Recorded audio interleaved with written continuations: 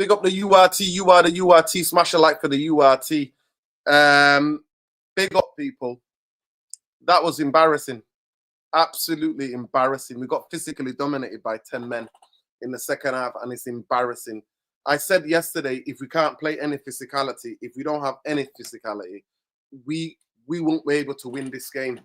Manchester United got bullied, absolutely bullied.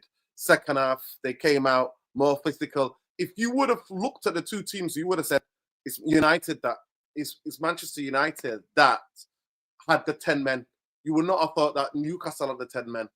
And this is the thing what I've been warning about.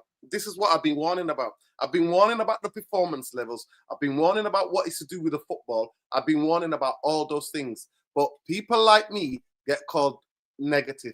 That's what I get tagged with when I'm real, when I can read a football game and I can tell you straight what is happening and why these things are bad habits. And just because we think we can play like that and we can win, that means that, it's not about the results, nothing to do with the performance. Where is the Results FC? Where are Results FC? Results FC come to the forefront tonight because we got battered. I've been saying it, and I've been saying it and saying it, and people have been telling me, no, you don't know what you're talking about. So there you go. Big up, Ben. How did you see that, Ben? But listen, we're going to be discussing that and everything and in between. Please smash the like on the video, subscribe to the channel if you're not already subscribed. And yeah, we'll be back after this intro.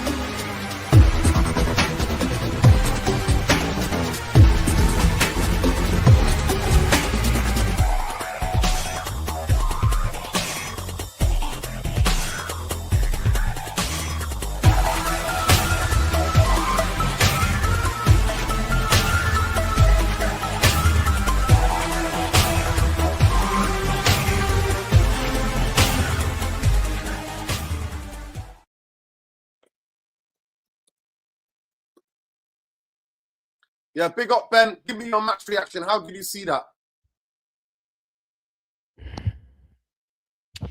Yeah, I may need to big up Nerdin. Big up the chat. Solidarity and love to the people of Iran. Free Palestine. I might need a wee breathing exercise, man, honestly. I am boiling point, man. Boiling point. Absolutely boiling point. I like the first things get off my chest. The football one today. Another thing, Eddie Howe to Manchester United, here we go. Sandro Tonali to Man United, here we go. Lewis Hall to Man United, here we fucking go. Ineos, if you're fucking watching this, if you're fucking watching this, get 3 of them in right now. Hold fucking that to any fucker that was in this chat saying Ben's fucking delusional, he doesn't know his fucking football, he doesn't know his coaches. Eddie Howe, why the fuck would you want to get Eddie Howe in? Why? Who's Tonali? Like, Tonali's he's not like Elliot Anderson, he's not like like Baleba, he's not like Warden. Bro, every single one of you bastards can fucking hold that tonight, man. Yeah, look, there we go. Come on, keep going to the chat. People are already saying, stop talking about Eddie Howe. That man, look, if you can't get Enrique, and if I still hold by it, if you can't get Enrique, get that man. I'm saying it right now. The midfield battle was unfucking believable. Tonali ran the fucking show. Ramsey ran the fucking show. Joe Linton ran the show. The fullbacks, I said to you, Nerdin, last night. I said to Lawani, said to Bombaye. The way Newcastle win these games is by fullbacks and the midfield. If them positions show up, then it's going to be good night Vienna. Look, people are already laughing in the chat. Keep laughing all you want, people, because honestly, the difference is between me and you is I know where my club's at. You fucking don't. You just want to stick with this fucking Michael Carrick propaganda bullshit. And yes, it's only one loss. Yes, his win streak is his undefeated streak is now ended. But bro, I'm sorry, I'm saying it right now. His in-game management is absolutely fucking abysmal, man. Over 70th minute, bringing on Ahmad and Xerxes. How fucking dare you, bro? How fucking dare you for bringing on Ugarte and bringing on whoever fucking sub was? I don't know who was it. Was it Maz? I think it was Maz. No, it wasn't Maz. Dallo, absolute. No, it was Dallo as well, man. Absolutely. Wait, no, it wasn't. No, it was Dallo. It was Dallo. Fucking abysmal, man. Honestly, and do you know what's crazy, bro? Do you know what's fucking crazy? I like to point this out to the chat. And yes, I'll get down to my so-called agenda. So-called agenda. People think I have an agenda against the king. I'm not gonna get onto his name in a wee second here, but let me just get onto this. The difference between tonight's game and Ruben Amorim's game against Everton. The difference is Ruben Amorim's in-game tactics was shocking, but we were the better team because we had the ball.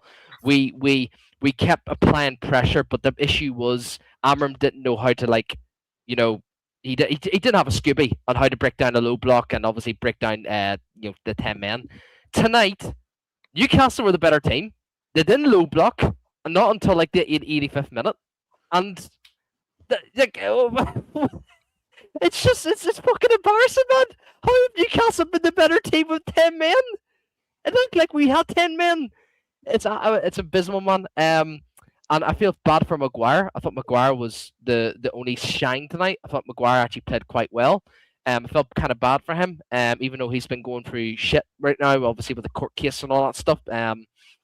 But now on to Bombay and Sean. They've got the king, our Lord, the Lord. And look, I don't want to, I've said it so many times. On his contract, and no one can ever tell me wrong. On his contract, he has a clause that he has to fucking play. No fucker, no coach, no manager, no caretaker manager will ever substitute him or will ever put him on the bench. Why? Because he is Mr. fucking Manchester United. And look, he's GA merchant. He's a wee GA merchant. And you know what? He's been doing well with the GA merchants. But I'm sorry, man. You can't be he's a captain as well, bro, and it makes me so fucking angry, man, because some of his decision making today was fucking ludicrous today, man. Absolutely ludicrous. And do you know what, man? Look, I mean, the problem is Bruno Fernandes fans and the army is you can't win. You just can't win against them because they just say you're fucking delusional, you're a coward, you're this, you're that, you don't have a fucking Scooby. And look, do you know what? You can say what you want. Yes, football is about, just to their senses, obviously football is about GA, but no, I'm all about what football is about. GA, what you do on the ball, how you take care of the ball. Like, do you play the simple pass? Do you go long? Do you do this? How you play off the ball? Yes, he's done quite good off the ball when Carrick came in, but I'm sorry, man. It's just today is just bang out of order, man. And look, it's not only down to Bruno. I'll say this right now. And Bumo, absolutely another stinker, man. Just shocking, man. Didn't even want to be on the fucking pitch. But you know what, man? I don't blame him, Bumo, man. That should be Carrick's job, man. That should be Wilcox's job because Wilcox decides the fucking system, he picks the fucking lineup as well with Carrick. He's in these fucking meetings, man. But don't ever fucking tell me anyone that Tonali isn't good enough to come to Man United, that Eddie Howe isn't good enough to come to Man United, that Lewis Hall, and also don't fucking say that Bruno's only playing, he's been playing and out of every coach is because he's just the best. No, he has a thing in his contract. Glazers did it before Ineos came in, that they had a clause in his contract that he has to play every fucking game. So do you know what? Michael Carrick, look, do what you can in the rest of the season. Try and get us top 4. I don't think we deserve top 4, even regardless, obviously, if we won tonight, because I just think we paper over the cracks. And yeah, that's just where I'm at, man. But fuck Carrick, fuck Ineos, fuck Bruno, fucking Bumo, fuck Cunha, fuck them all tonight, man. Honestly, and the sad reality is with this fan base is I'll never understood it. And as I mentioned to the side, I put a super chat in the sides channel. How can us as a fan base accept 20 years plus a guy who's racist to run our football club. How can we accept racism from someone who owns us? Because he owns us. He owns Man United. He owns the fan base. How can we accept that? If this was any other club around the world, he would have been fucking gone ever since he made that fucking immigrant statement. He would have been fucking gone. But no, we're just too Mr. Nice. We're fucking Mr. Rich boys here because we're fucking Man United and we're 20 Premier League titles, 3 fucking or whatever it is, Champions Leagues. Honestly, this is on fucking the fan base. It's not on us. No, it's not on Carrick. Obviously, he's in fucking Mars, bro. That and game management was shocking tonight. But this is on us.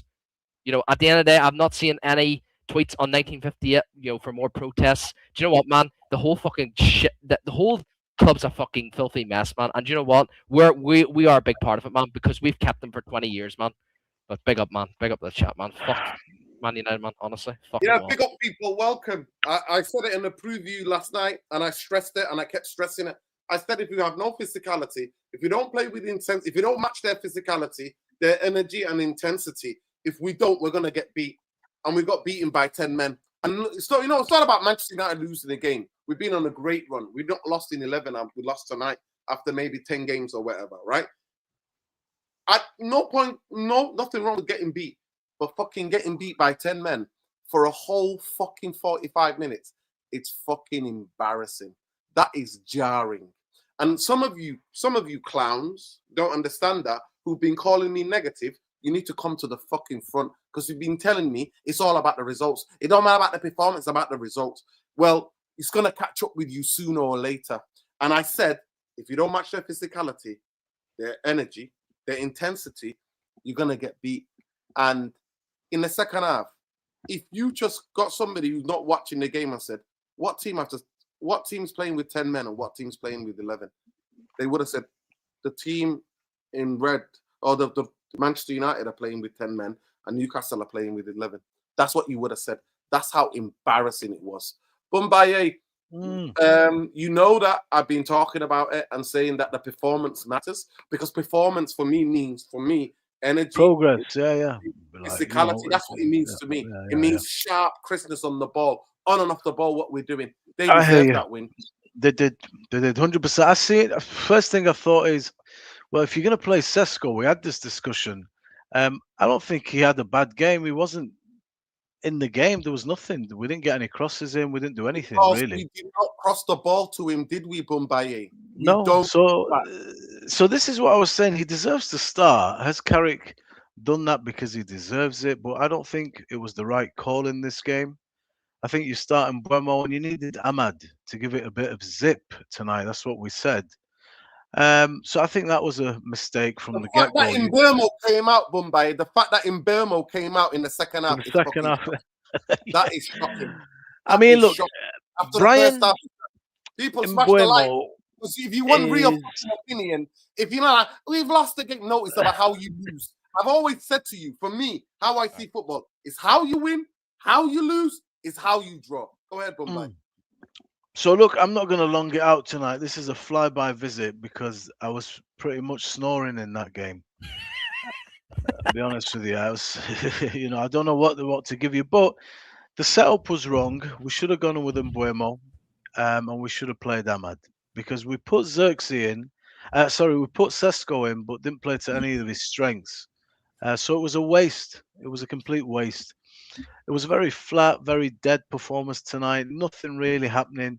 I think if there was any quality, this might be controversial in terms of the way the game was. We weren't gonna open anything up. It was gonna be a really good quality ball, and that was gonna come from Bruno. I think there was 3 great passes, and that was the only thing I could see. A Bruno piece of magic. There was Cunha had a chance, Mbeumo had a chance. There was a couple of balls when we started to get desperate for the last 20 minutes, and it was going to be from Bruno. This is great, but it's a problem. And this is what I talk about other players around him, like Cobbs. It's too passive. There's not enough there. You got to take that mantle away from Bruno, man, and be able to have multiple people that can do that kind of thing, not just one guy. But it was a dead game, bro. Dead performance. And honestly, the man down didn't really make a difference. They were compact. They were We the better didn't really. team. They were the Yeah, of better course. team. For the whole game, they were the better team. I think first half, first 20 minutes, we could have been at least one goal down. There was like 3-4 shots from the edge of the area. It kept happening. We weren't getting out to it fast enough. Harvey Barnes, Tonali, I think Joe Linton skied one. All these could be on target, causing big problems, but just a very dead flat performance tonight. Subs that came on with the right You know one. the worst thing? These dickheads have Mm. got 11 days off. All of them. All the coaching staff. Yeah. Everybody. All the players. All of them. Yeah. Tell me Yeah. about this and that. Fuck Yeah, off. it was. There's nothing We're really gonna be We're to gonna be lying on the beach for 11 days, or at least six days in that 11 days. What? yeah. We've seen this performance before. We just can't get going. I mean, second half until the last 20 minutes, it was like, when are we going to actually do the thing that we're supposed to do and go for it? And what a goal though to win it! Amazing goal, amazing goal that was. Yeah, it was. So yeah, they deserve to win. I think this is a good wake-up call because the performances have been pretty shy for the last 3 games, but because we've been winning, it's been okay. We're hoping to get back to those performances we saw earlier on, but it's not sustainable to continue to play like this. And you know, at a certain point, it's going to come back and bite you. And I said the loss was coming. I kept saying it. If you don't, I kept trying to explain to people. If you play this lackadaisical, you're gonna get used to the play, and there's no repercussions. Yeah, Nobody's getting dropped. Bro, do you know? I'd finish with this. I just hope that this is the wake-up call that the boys need, because we've escaped. We've been escaping and still riding that wave. The teams around us are faltering. We're putting some points on the board, last-minute goals, but in terms of actual performances, it's leaving quite a bit to be desired. And today was compounded. That performance compounded all those fears. So I hope they wake up, because today is a massive opportunity missed, and the players have to know that. And they have to know that they leave in St. James's Park to a better team with 10 men for the majority of the game, man. And you created nothing. It could have been there for a while longer. I don't think it was going to happen. No, we're never going to see it. Really disappointing, bro. Really disappointing. Yeah, big up to you. Go ahead, Sean, and then we've got a Newcastle fan. We want to give the floor, but go ahead, Sean, before we do that. Big up, man. Sean, give me your reaction. What did you think of the game? Sorry, I think I have some issues with my mic. Just 1 second, I'll get back on. You sound fantastic, man. Just go for it. Yeah, I thought it was a frustrating game. I'm not sure how much of this show I can do today, both because I have work to do and also because I don't think I have the patience for the way I think the conversation is going.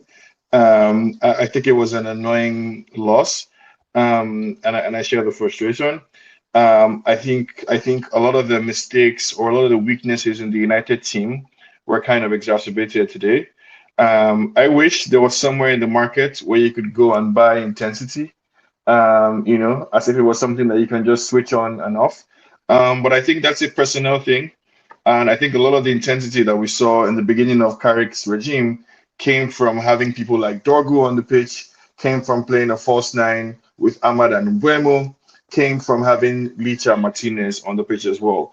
So with the absence of those guys, I think the intensity thing is not something you can just buy. You know how many first teamers Newcastle had out tonight, Sean? This is what I was alluding to. This is what I was alluding to when I said I'm not sure I have the patience for the way the conversation is going to go. So stop giving me excuses. Talk to me about the game. No. Sean, you are the king of what I call it, results FC, and I kept telling you that these people lackadaisical. Embarrassingly tonight, it's caught up with us with 10 men. I needed to explain what happened. I don't need to tell me about the players who didn't play. Tell me about the players who played, Sean. So I don't want to do that, right? I don't want to have this type of conversation because I don't have the temperament for it right now. And so in order for us to remain in good standing, I think it's best for me to just hop off the the call because I'm frustrated, and the way the conversation is going and will go is pissing me off. And I don't wanna go down that route. Where are you going? Um, No, Sean, come on, stay with no, us. I'm Stay saying with us. I don't wanna do the thing today where I say one thing and because of for one reason or the other, it's misinterpreted or something like that, right? Because if you're listening to what I was saying, instead of looking to jump in with an agenda, I'm saying that all the weaknesses in the I've been United talking team. about the performances. How Do you know? woeful Do you we've been. know? Do you know? The Is last the 3-4 man is games, the man what is are you talking stressed? about? Yeah, the man is stressed. Let him have some room to breathe. Go on, Sean. Let us hear it, man. um, Yeah.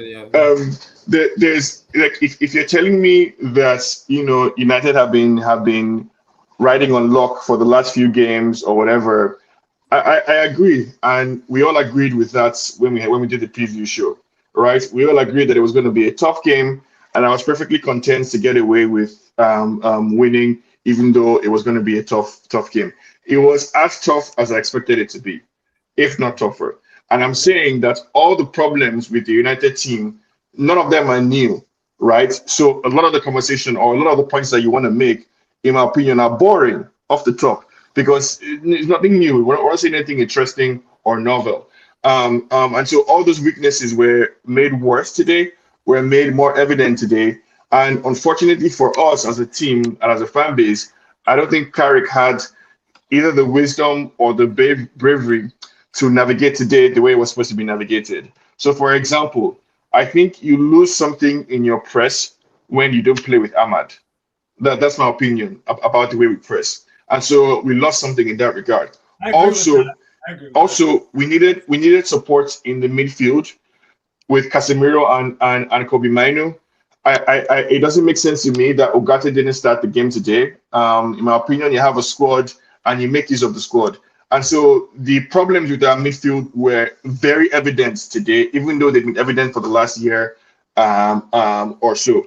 So, it doesn't make sense that this would be the game where, because of this result, you will now look to validate all your priors about how everything you were saying over the last month or two is correct. That just doesn't fly or make sense in my opinion.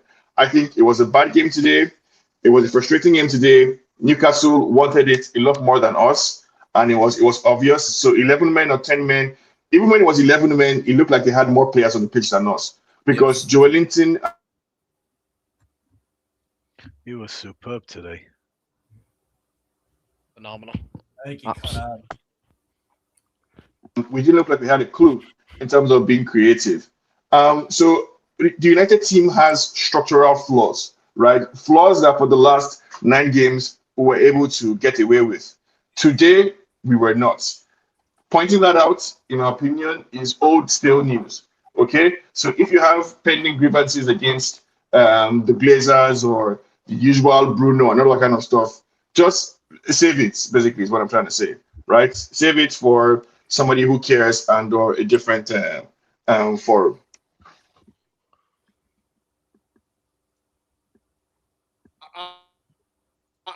Sean, that was just a lot of waffle. You just can't concede the points that we predicted this was coming. We said it last night on the preview that if we get physically out for, if we get energetically out for, we're gonna get beat, and that's what happened. It's even worse than that. They gave us. So if rain falls, the ground will be wet. Let me finish. Right. That's the level of analysis because he said I was waffling now, right? And that's what that's what is going to piss me off.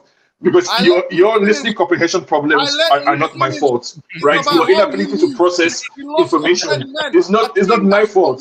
It's not my problem, right? Like your peculiar problems as an individual, your antisocial problems as an individual that make you unable to process information and have normal conversations. It's not my fault, and this is what I wanted to avoid. So don't say I'm waffling, okay? Like let's not. Guys, come on, guys. Let's get Steve. What are you saying about? I don't think you can spell the word waffle, okay? So let's not even. Guys, let's keep it down. Let's keep it simple, man. Let's just stick with the game. I want to bring Steve-O in. Steve-O, congratulations. even with 10 men, I thought the red card, you can go and check the Riho. I said that was incredibly harsh, that red card, because I think that he anticipated the contact and he went down. I don't think it was a dive, right? But I thought the second half, like I said, the form that you've been in, how horrendous that you've been losing games, especially in the Premier League. That performance tonight was a fantastic performance. Facts. And you deserved it from minute 1 till the last minute. You deserved not to get beat, but you won it with a superlative goal. I don't think he'll ever score a better goal than that. But talk to me about the performance. Tell me about the form that you've been. I just want to say big up everyone. I don't think I want to be here for us to jerk off a Newcastle fan. I think, feel free to invite me back when we're talking about United. Big up, guys. Please. Come on, Sean. Come on. Some are better at taking losses than others. We'll just say that. God, if No, you gotta watch the game, that Unbelievable. was embarrassing. You're like a little baby taking the ball home. I don't Steve, anymore because we got. Tell us about Bye. Eddie Wow. Come on. Listen, Talk to me about my guy. Mute. Talk to me about my guy. Guys, please mute. Everybody mute. Go ahead, Steve. Right. So, leading up to the game, because I went to, it was my first ever time in Newcastle. Went to the Carabao. One second. I just want to get the super chat because before I Go forget. on. Mbermo Rattleby. Mbermo should not have come back. I said sub Mbermo now. First half. He should not come out on the football pitch in the second half. We lost because Bruno Maguire, Carrick making late subs. Go ahead, Steve. I think that's the super chats that we've got. Go ahead. Yeah, no, so leading up to the game. Oh, no, one more. We got one more. Bruno posts the ball all the time.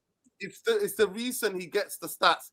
He hates keeping simple. He vacates the midfield, always makes the other two he has playing with look bad. We need to move on from Bruno, play 3 midfielders. Well, Ben's been asking for that for a long time. Go ahead, Steve-O.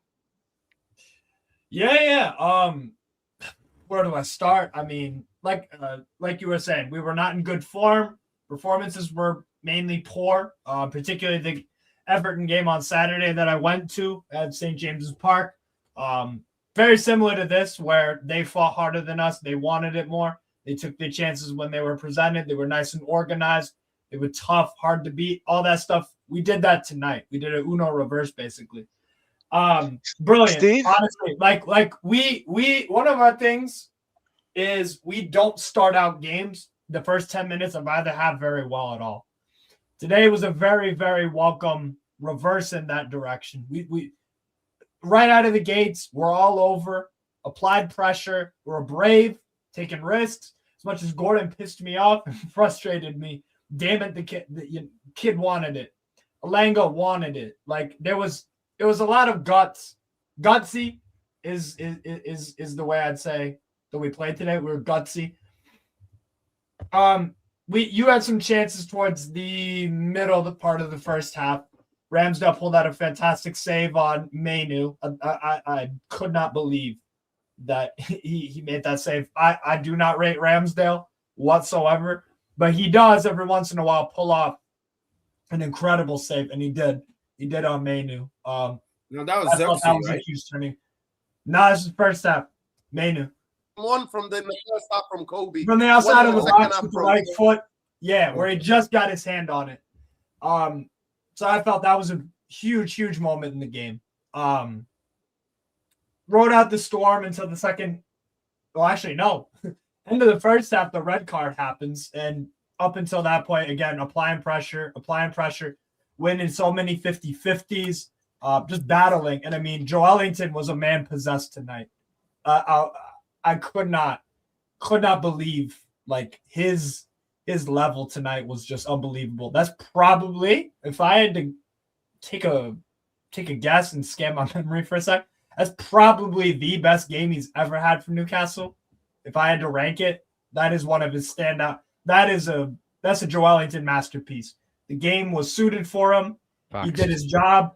He was physical. He was a nuisance to play against. And technically on the ball, gave it away a little bit too often, but when he lost it, he'd get it back. He'd fight it back. And even if he'd lose it, he'd get a foul in. Like, it's just a nuisance. Complete physical nuisance. Tonali had a lot of fantastic quality on the ball, getting us out of situations. Frustrated Casemiro a lot. I think that was one thing that we did very, very well today. I feel like Casemiro the past few games has been really calm, cool, composed, not getting many yellow cards. So I think we threw him off, and I think your whole team was just rattled throughout the game because we made it a bar fight, and I think our team is more equipped in a one-off game under the lights at our place. You know, that suits us. So I'm just glad that we weren't. I'm glad that we weren't too conservative. I'm glad that we weren't too standoffish, and I'm glad that even though we went down to 10 men, we could talk later about whether the decision was right or wrong. Point is, it happened. We had to deal with it. What do you do when you get adversity? You can either overcome it or you can crumble. And we did crumble. We did crumble a little bit because we conceded the Casemiro header. Nobody picks up on the run at the far post.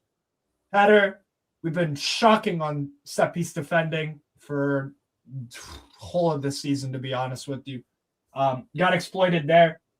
Luckily, halftime whistle came at exactly the right time.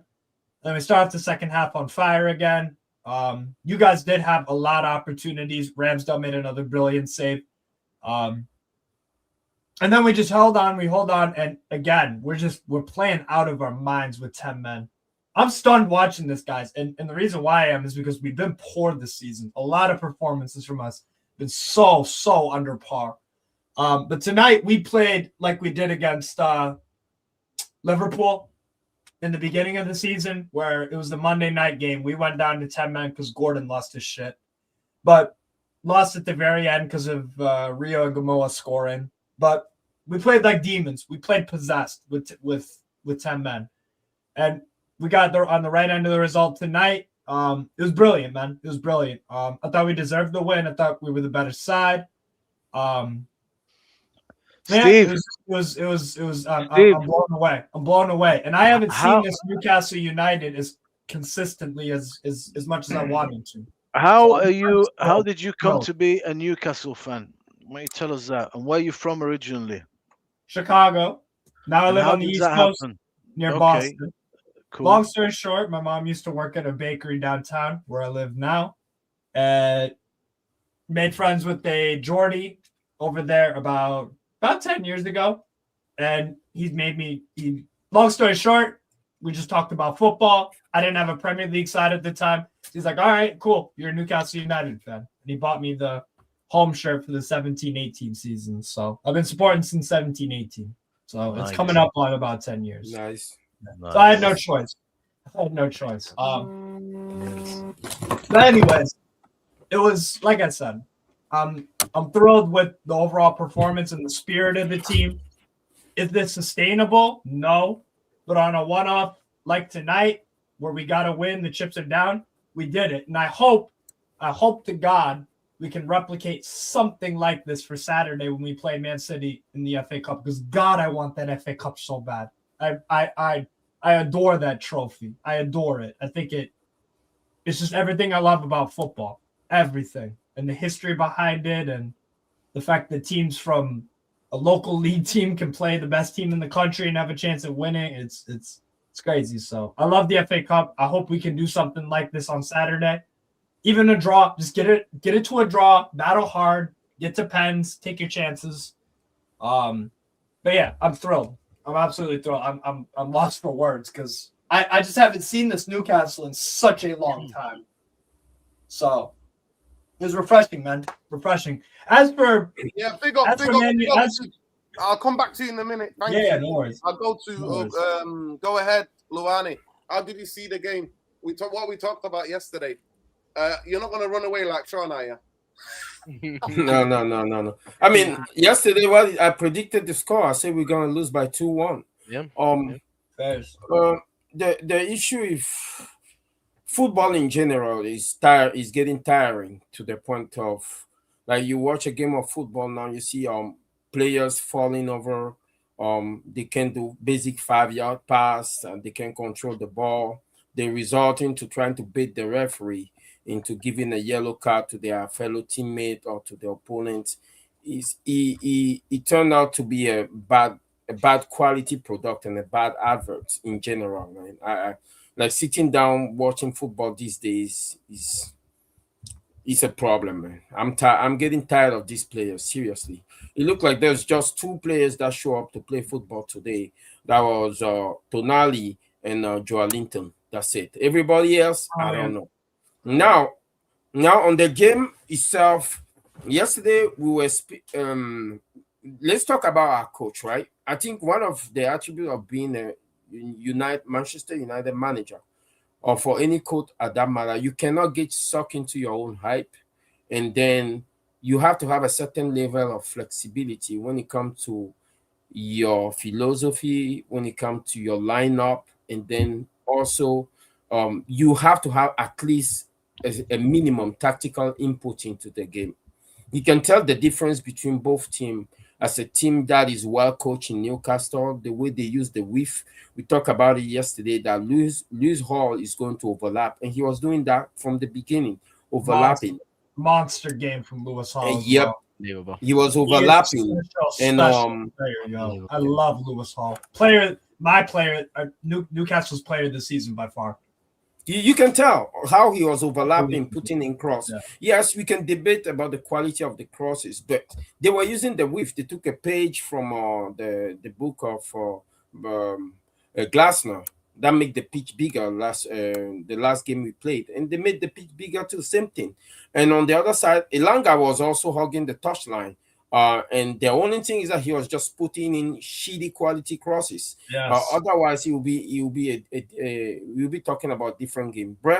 Newcastle was moving the ball better. They were moving the ball better than us. Even with 10 men, they were still moving the ball better than us. Yeah. So we come back to us. Like, what are we doing? Like, Carrick, why do you getting sucked into your own hype or what the fans are saying? It's okay to start Sesko, but why would you start Sesko if you don't want to play with any width? Look at how Newcastle is playing with width, but on our side, who's giving us the width? It's the same situation. Cunha will take the ball, drive the ball back inside, and Luke Shaw, the laziest player on the pitch. I was just watching him. This guy, he doesn't want to overlap. He literally walked his way all the way there, stay on the edge. He's not asking for the ball. He's not screaming for anybody to switch the ball to his area. He have a ton of space in front of him, and nobody plays with him. I don't know if he's instructional. I don't know if they know him. That's why they don't want to play with his side. Anyway, he was just useless completely, just standing there. On the other side, Mbomo supposed to give us the width on our right hand side. He get chalk on his boot. Face Lewis Hall cannot dribble him. It was not even the fact that they were not even doubling up on him. Every time Mbomo faced his fullback, he's stuck. He can't even push the ball forward and run. And that gave me thinking about Amad Diallo on the bench. Like, why are we doing this to ourselves? Michael Carrick, like, seriously, right? The three players behind our striker in Mbomo, Bruno, and Cunha do not have the technical flaw that is better to bench a player like Amad Diallo, man. And every time you do that, we lose something. It's not even about the defensive work. Amad can do both ways on both sides of the pitch. He can defend, and he's a threat going forward. So why are we doing this gimmick? You can see today clearly with Mbomo, there's nothing that's coming off him. On another day, he will have scored that tapping, and we'll be just justifying the fact that I was shocked he was included in the lineup, right? But that's not the way football works. We have to dive underneath the surface and then look at these things as they're building up. It was there the game before that. It was there last game. And then today now, we ran out of luck. And this is a situation in which Carrick needed to sit down and analyze the game before that and the other game and realize to make a brave decision in terms of your lineup. You have to be brave. When you look as a manager, you look at it and your instinct is telling you that something is wrong. Don't get sucked into the hype of this person starting or this person is not giving you GAs, because Ahmad haven't been giving us GAs, but he's been giving us things that are far more important than GAs. So as a manager, you have to be brave, stick with him, Luwani, or even Luwani. All due respect, Ahmad's been stinking out the place in the last. No, I disagree. Luwani, we need to be fair. Luwani, he's not the only player. He's not the only player. In Burmo, before the AFCON, coming back after, it's not been. He might have been scoring goals, but in terms of performances, he's been horrendous. But please, let's not make it out that Ahmad is being incredible.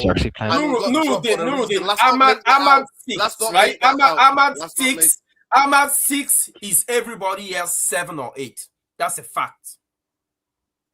Ahmad's thinking of the plays. You telling me Ahmad taking pop shot at goal, not getting his ball on target, but when he's still doing his defensive work and he's still creating an issue for the other team to worry about. Today, they didn't even have to worry about any whiff. They didn't have to worry about Mbomo. We're taking something away from us. I'm going to stay with you, Luwani. Listen, Luwani, I think you made your point. In football, how embarrassing is it to be beaten by 10 men on a team that's not been on form for a long, long time? How embarrassing is the loss? Is it the way we will? Is it just the will we lost? It's not just about we lost, because in football you can lose, you can lose, you can win, you can draw.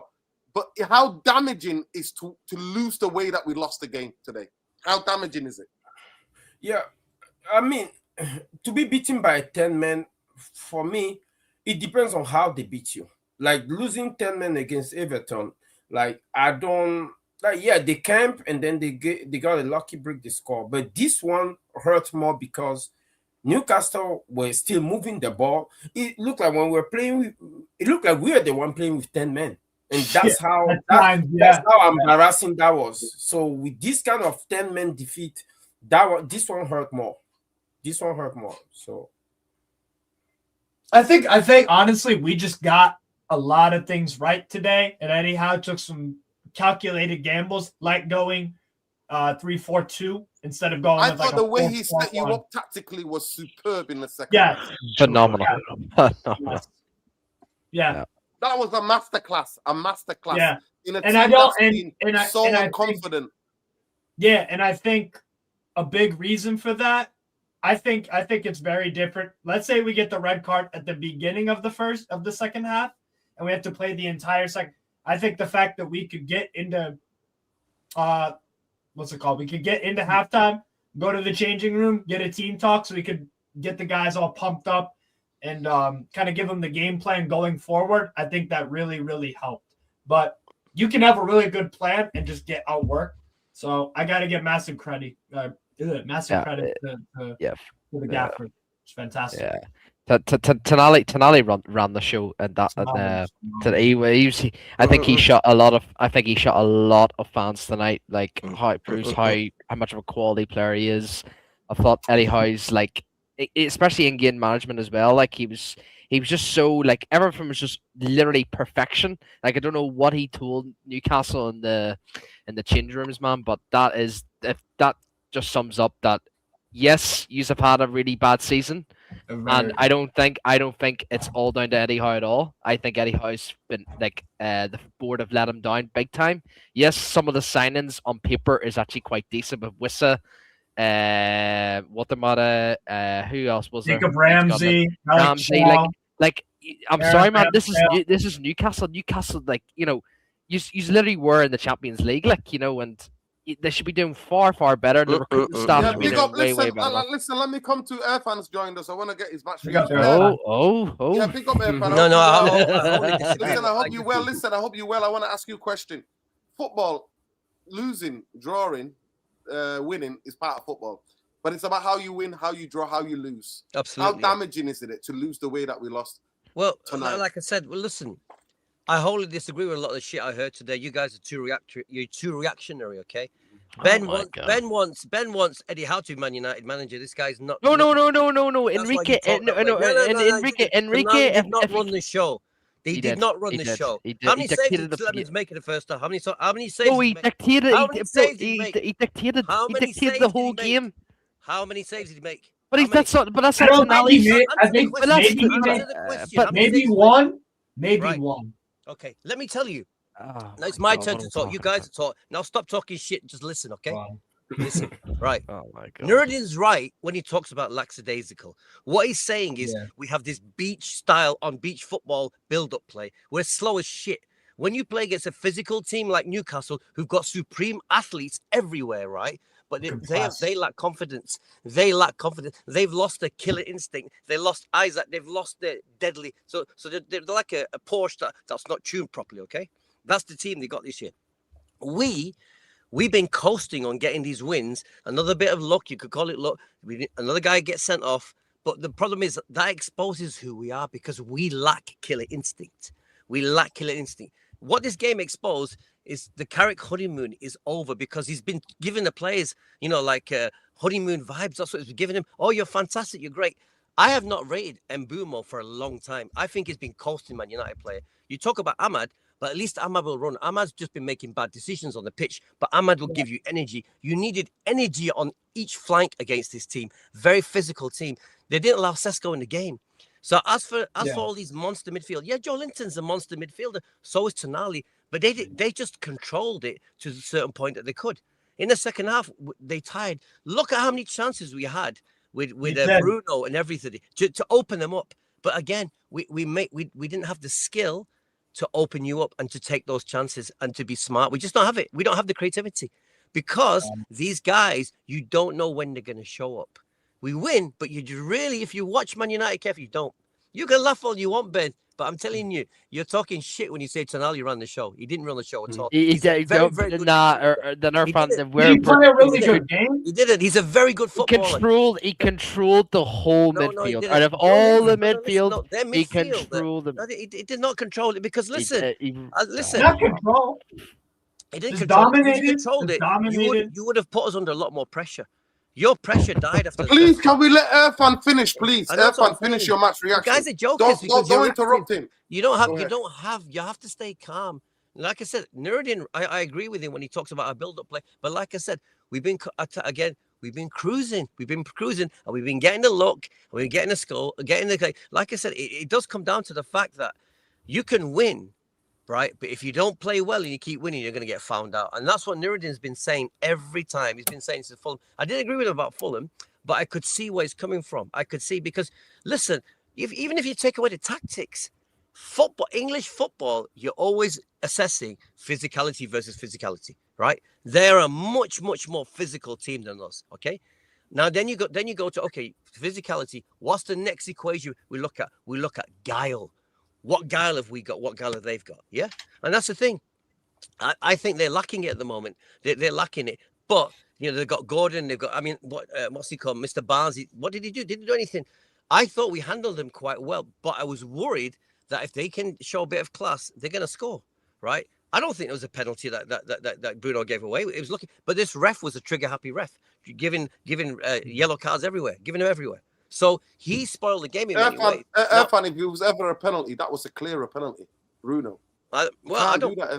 Listen. I've got no complaints about giving it. I don't think it was. It was a clear and cut penalty in any time, any era, any place. But carry on. Cool. Okay. Cool. We can agree. This. I don't think it was. But like I said, I'm not going. I don't think it was a bad decision. I'll say it was 50-50. But my point is, guys, this when I look at this game.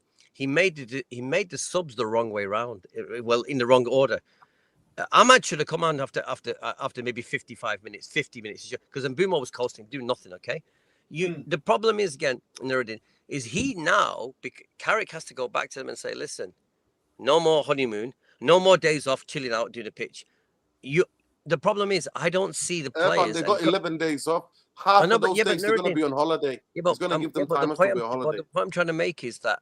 When I watch the United players play, half of them play because they think that no one's gonna take their position. And that's what I see with half of them. I don't see players who are worried about their position, and this is what causes lackadaisical football, Nuruddin. That's what it does. They're they're playing champagne football on champagne wages because Carrick's approach is arm around the shoulder. I don't see Carrick's approach as being like the strict headmaster saying, "Listen, you're doing well. You don't do well next game. You're out of here." I don't see that with this team.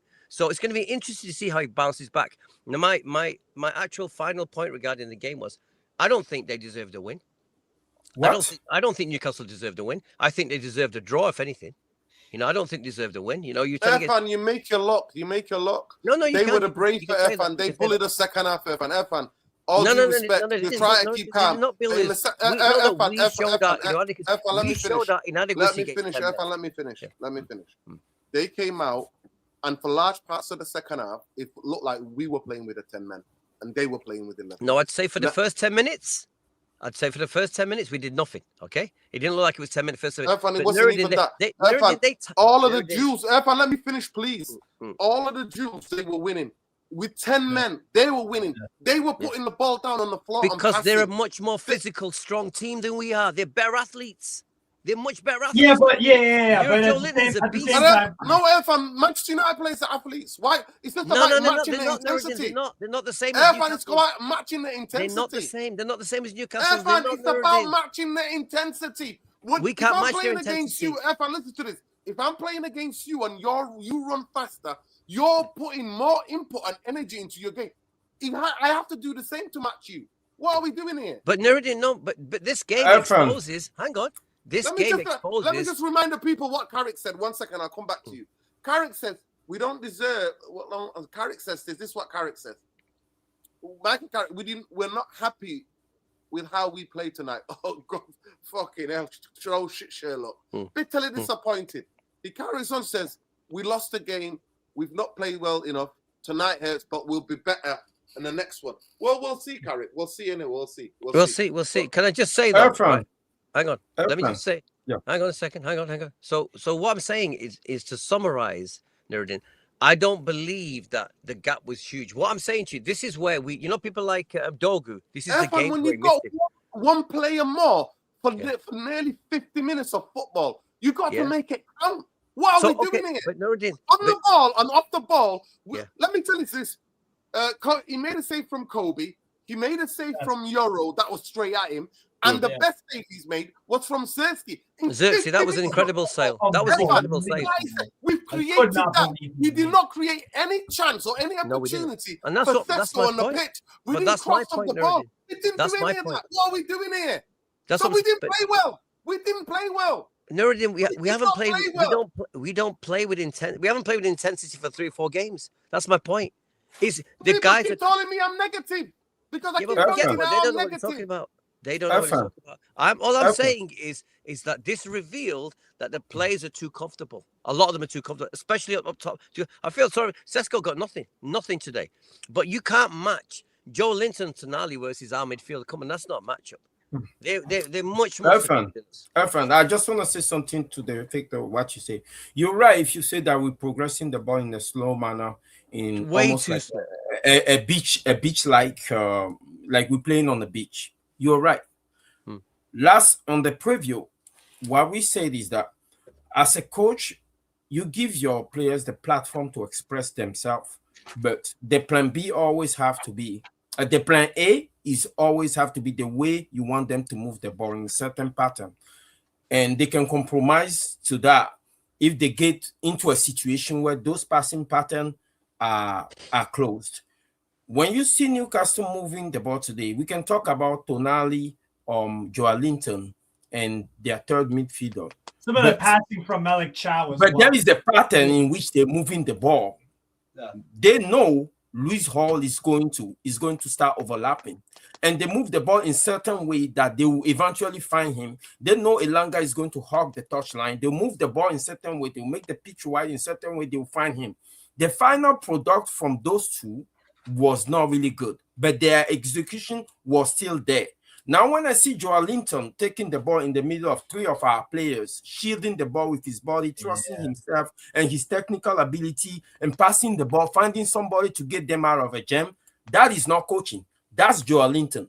When you look at us, we don't have that first aspect. Carrick is literally telling everybody to be good. Like, when we have the ball, build up the way you want to build it. How many crosses have we put in? When you're playing with a striker like Sesko, we don't play with any width. That's my issue. As a manager, you need to at least incorporate, give them something to work with when they get into a jam. Our players are not good enough physically or technically to a certain extent in the middle of that midfield to progress the ball. Kobe Mino is too slow. Casemiro has had a bad game for the past 2 games. He can progress the ball. We have an issue there. So as a coach, you can say, you know what? My fullbacks, I don't care how this thing happened. I need you guys to bomb on. Okay? And Kobe Mino, Casemiro, when you guys cannot progress the ball through the midfield, don't try to force it. I need that ball to go on the wing. That's less percentage football. If you cross the ball in, yes, it's low percentage football, but it still keep the ball moving until a certain extent where it kind of decongests the team to the point that your individual players will have enough space to start expressing themselves. That's what I'm saying. This is not catastrophe. It's up to Carrick to go back to the drawing board and make adjustments. It was a wake-up call. It was a wake-up call. Nuruddin's been saying it for weeks. He's been saying it for weeks.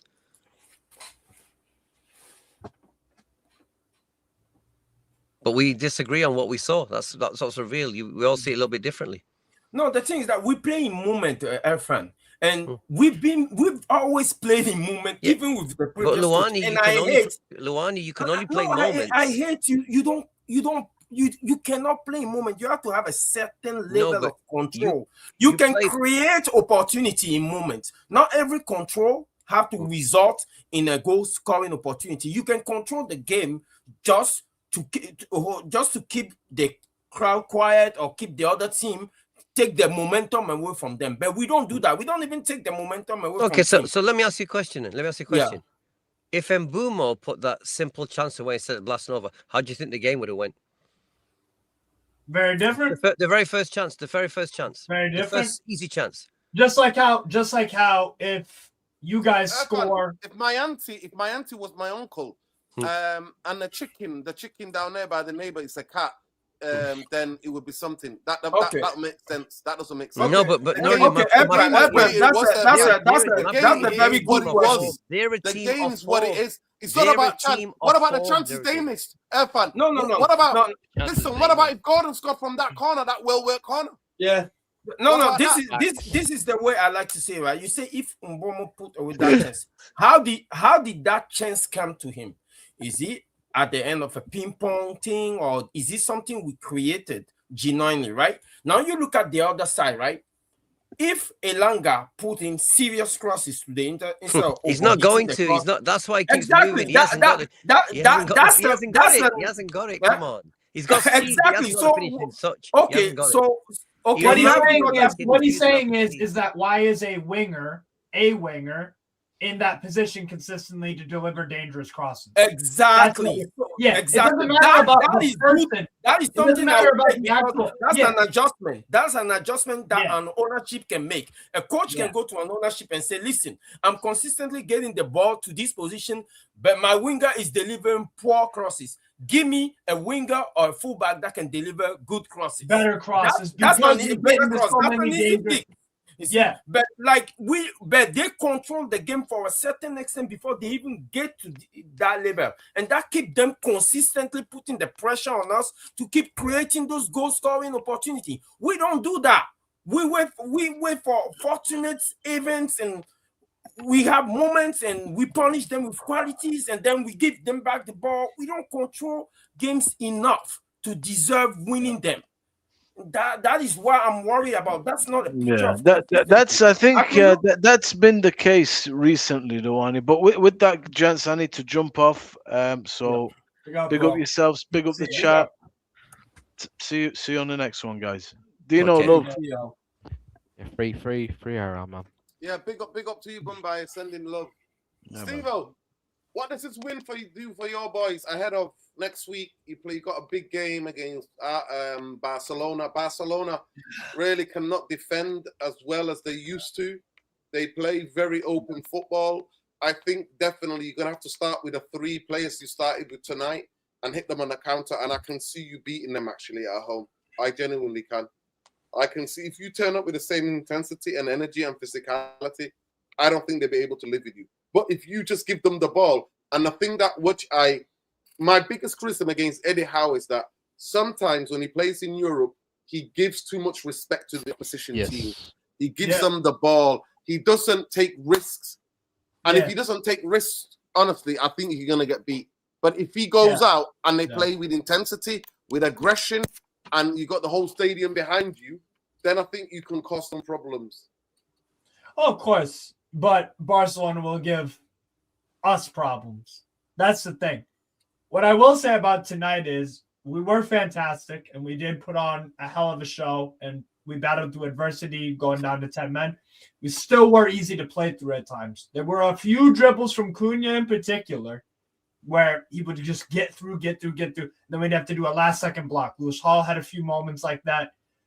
Byrne got in the way of a few of those. Bruno had a really good ball or two that went just wide that we had to scramble, clear. Like let's not get it mistaken. We weren't perfect tonight. We did everything that we could in our power to perform the way we did. Rode our luck a tiny bit, yes. Got it at the end. But we are easy to play through. That has been a consistent problem. We got Man City and Barcelona coming up next. With Barcelona, they'll give chances to everyone. I watched them play Mallorca, and I watched them play Real Madrid. They got terrible defense. Their defense is terrible. I don't think their personnel is terrible. I think the way they're set up is there to be exploited. And if you exploit it, you make them look absolutely terrible. Absolutely. So for me, and I would even give Osula a chance. I want Osula. Look, I don't rate the kid that highly, but he's got bundles of energy, and he's got a little bit of quality in him tonight because the finish was gorgeous. I did not expect him to. I don't think he's going to score another goal like that again.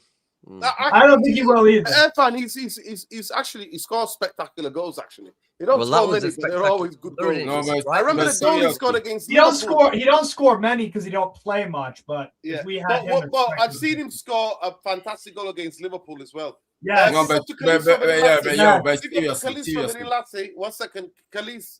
Anybody, people, if you're into anything, culture, arts, world event, football, Manchester United, make sure you give him a follow. Khalees from Lassie, Chief Head of United Real Therapy. Big up, people. Like the video, people. Let's get to 200 likes. Go ahead, Steve. Carry on, and then let Irfan rebuttal. And we go back to Ben.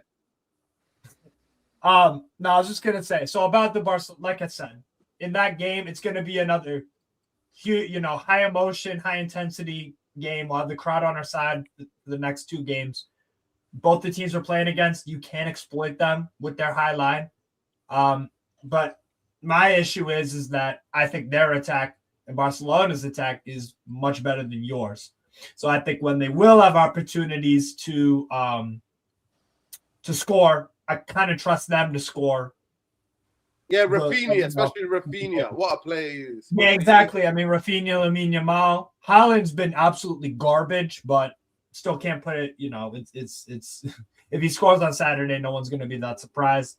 Semenyo's been on fire for them, so got to keep an eye. But yeah, tonight was fantastic, but there are still some things that we gotta work on. But tough situation with the injuries, but again, just incredibly proud. Just proud. Even if we drew the game, I'd be like, you know what? We did everything in our power, and I think the manager did everything in his power with the subs, the approach of the game, and the way that we handled the red card, go into halftime, give a good team talk, give a good tactical debrief of what our intentions are for the second half. We executed for the most part. Ramsdale pulled off some amazing saves. So, yeah, man, thrilled, honestly. But I think is this set up to be for us to be disappointed in the next two games against Barca and Man City? Yeah, probably, because that took a lot. Let's not beat around the bush, guys. To put in the amount of effort and covering all those yards, all 10 outfield players and the subs, that takes a lot out of you. And we play in 72 hours. That's going to be tough. Who are you playing in the cup? Who are you playing in the cup? Just Man City. Oh, okay. Oh, man. Yeah, we have them at St. James Park. I hope. Yeah, Saturday at 8. Okay, big up. Go ahead, Ben. So, Ben, talk to me. Tell me about Carrick and his substitutions. Malathi has not played football at all this season, maybe 1 minute. That was why don't you weird. put Why don't you play Heaven on that side? You could Why tell. don't he play Heaven instead? Why don't he put Heaven on? Of course. Idiotic mistake. That Go was. ahead, Big Ben. mistake. I mean, Actually, hold it there, Ben. 1 second. Let me just Go tell the ahead, man. people. I asked a question to the audience. You know, we always like to interact with a poll. I asked, who was that embarrassing lost on? Carrick or the players? 54% said on Carrick, 46% on players. So basically, the chat is saying both of them. People, we've not even got to 200 likes yet. That's correct, Nuruddin. It is on both. You know of what? them. I'm gonna give my answer real quick. I'm gonna lean more towards players because this isn't the first time we've schooled you at St. James's Park in the past, I don't know, 4 years. Yeah. There's a consistent theme. And the other thing about it tonight is you had all the momentum going into halftime because you got a red card and you got the goal. You exposed something that we're really bad at with the set piece defending. And I feel like you could also, a part of the blame has to go on the manager as well, because you have a halftime team talk to give. Okay, you just got two very big steps in your favor. You got the opposition down to 10 and you scored a goal.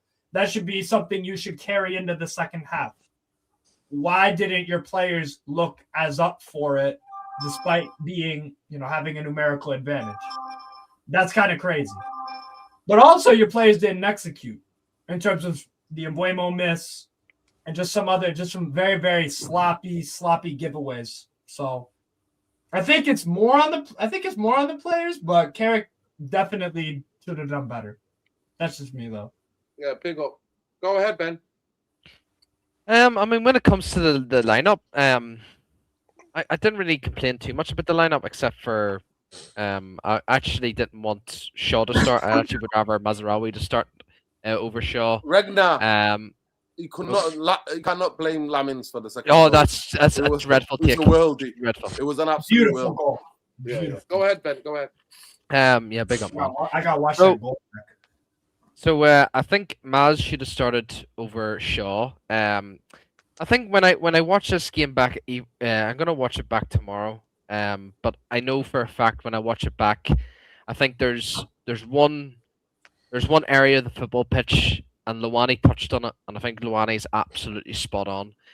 I think one of the biggest issues in this team is that we can obviously call it out the midfield and stuff, but I think fullbacks is a big concern right now. And there was a times where Maz, even when he was on the pitch, and Luke Shaw and Malacia, Dalot, there was times where when Cunha had the ball, when Mbumo had the ball, there was just no movement from our fullbacks. No movement. They were just basically like there's just two people always on Cunha. There was two people always on Mbumo. Like it was literally overloading like our width. And like there was a times where Trippier and Lewis Hall were actually so close to the two centre backs in the opposition in your box realistically. And I said, bro, look at Newcastle there. They're basically allowing us to have the width, but the reason why they're so compact in the middle is because Cunha isn't a winger, and Mbumo's not a winger. He's so like he always loves to cut inside, and like I think this is a really big issue we have at Man United right now. Obviously, Shaw's lost it, man. He's just too busy at Burger King, and obviously Dalot, he can't do it like on a regular basis. Mazraoui's more like hesitant, like, but I do like Mazraoui. Mazraoui could definitely stay for the future, bro. But I don't know, man. Like, do you know what it is, bro? I called it yesterday. I said how Newcastle are going to win it is through the midfield and the fullbacks. And what I've just seen is a masterclass from Lewis Hall and a masterclass from Tonali and Joe Linton. And yes, Bruno Guimaraes wasn't there tonight. That's why I was a wee bit more confident going into this game. Like a wee bit confident in terms of obviously predicting a draw because Bruno wasn't there. But honestly, man, do you know what it is, bro? See, watching your 3-man midfield, like Newcastle and Brighton are the only teams I watch outside of Man United. And honestly, see that 3-man midfield, like how Eddie Howe like lays them all out in his tactics off the ball. It's just a breath of fresh air, man. It's literally similar tactics to Enrique, similar tactics when Pep was at Barca. Like, bro, it's literally the system that like these top fucking clubs play, like, you know, especially fucking Arsenal too, man. And I've said it so many times in Nerd, and to play a flat 3 instead of a fucking number 10. But look, man, honestly, I gotta give massive props to Newcastle. I know a few Newcastle fans, and they said, yes, we've been really, really bad this season, but I don't want Eddie Howe to leave.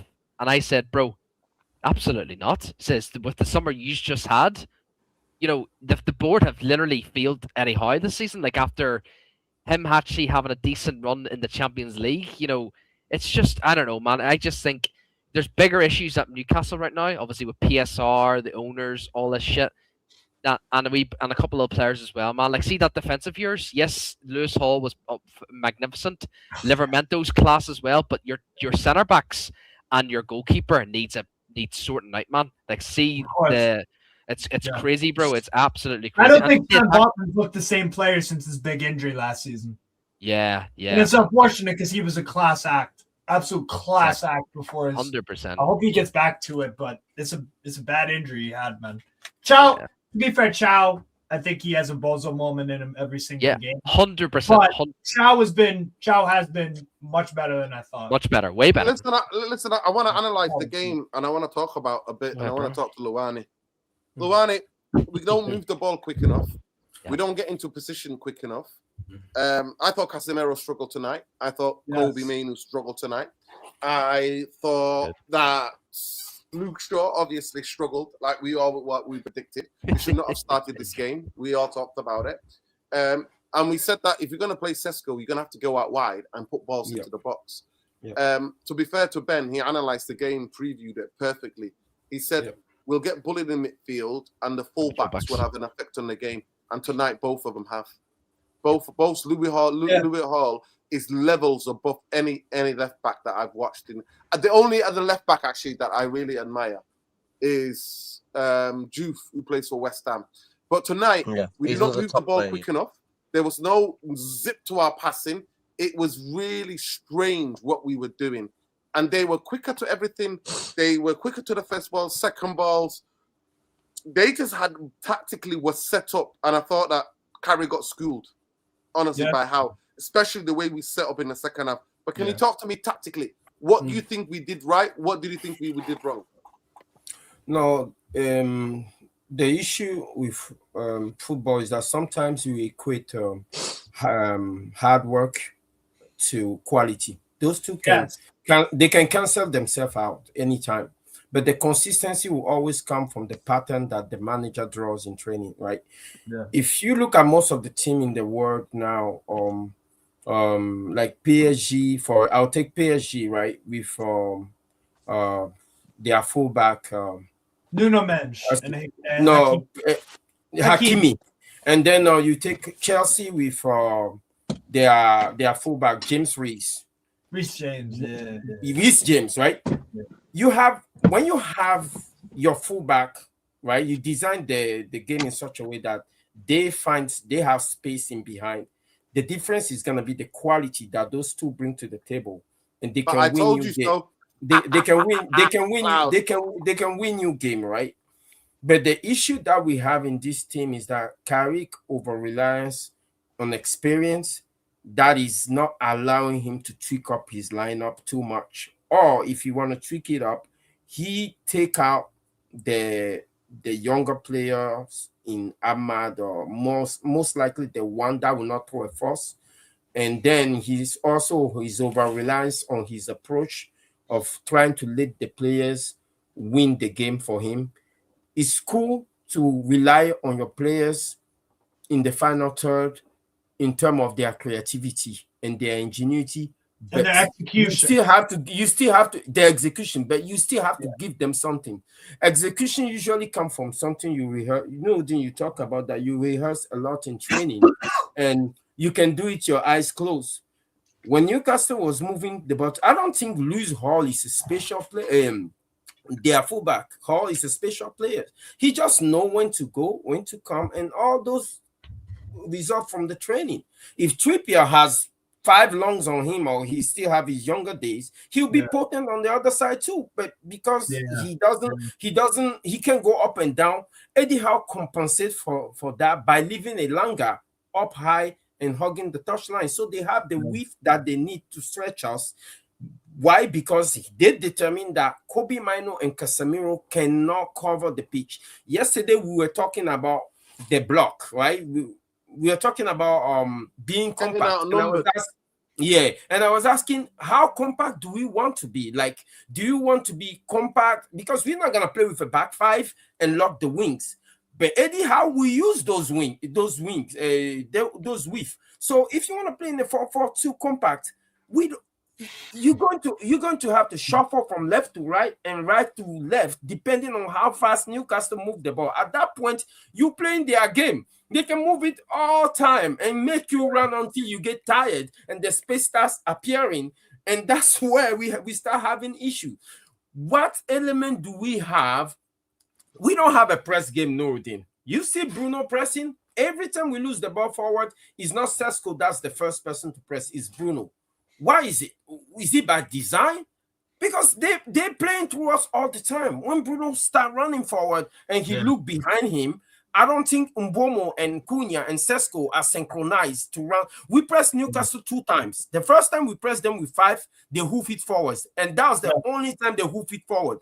Every time we press them with 5, they just play through us. Sometimes they go to the wing directly to James Gordon. Sometimes they go to Tonali or Joelinton, and they play through us. So we have to Carrick have to find a formula in that defensive shape where we sit in the mid block and then we wait, or we sit in a low block, but he still have to make adjustment to his personnel. Seriously, he have to be courageous, because Xerxes can start a game just based on what, as a manager, you see as his qualities. What you see he brings to the table. If you're playing with an inside striker like Mbomo and Cunha, you need Xerxes to feed them.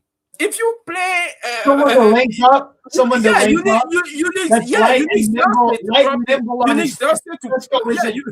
Sesko isn't a link-up guy because he's not light and nimble on his feet. Is a box striker, right? Yeah. If you're playing with a box striker, you need to have width. And if you're playing with inside strikers and you want to play with a box striker and inside strikers like Mbomo and Cunha, your box striker is not going to eat. Yeah, he's not going to eat. He's not going to eat. So it's up to Carrick. Yeah, it's up to Carrick to sit down and say that, you know what? If I'm starting Sesko, Ahmad needs to start. I need to give, or if Ahmad doesn't start, I need to at least let my fullback bomb forward. But if I'm not starting with Sesko or Xerxes, it's okay to play with Cunha and Mbomo as inside striker. That way, Xerxes can find them on the swivel.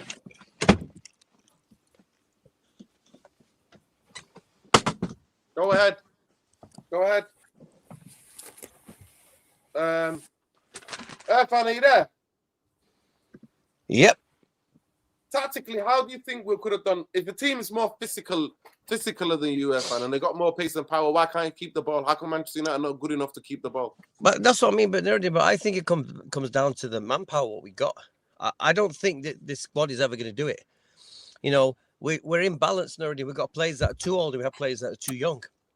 And we got players, the squad got revealed today. The squad's nowhere near good enough. The honeymoon, like I said, with Carrick is over. Like I said, and I do think... So, Irfan, when I tell United fans about if you're going to play every 3 days next season, if you qualify for either Europa League or Europa Conference or Champions League, and we play every 3 days, we need at least 7 to 8 players. Yeah, I agree with you. Why do they look at me like I'm someone on crack? Because Nuruddin, they haven't been watching football long enough. Their knowledge of football is very limited, and they're quite tribal how they see football. They're very simple. Most football, let's be honest, most football people watch football. They're simpletons. I'm sorry to say that, but they are. They don't look at football deeply. They just don't. And that's the game. That's why it's such a massive game. It's not a game that's loved by intellectuals or deep thinkers or chess players, is it? It's the ordinary common game, isn't it? So you expect that. The amount of shit that we have to listen to by people. Look, us guys, We watch a lot of football. We don't agree on everything, but at least we give honest answers and give reasons why we like what we see. I hear you. If anyone who watches football knows it doesn't agree that we need 5 or 6 players, they live in cuckoo land. I mean, we've been missing Dorgu very, very badly. Yeah. Every time I watch the games, I think we miss that guy so much because of the engine and power that he's got. He's got the engine, which is the perfect fit for the Premier League. That's what he's got. And he's still young, remember. We need much more of that all around the pitch. That's the way we get around the team. But we haven't got it. Sorry to cut you off for a second, but at the same time, Newcastle, we also have a flawed squad.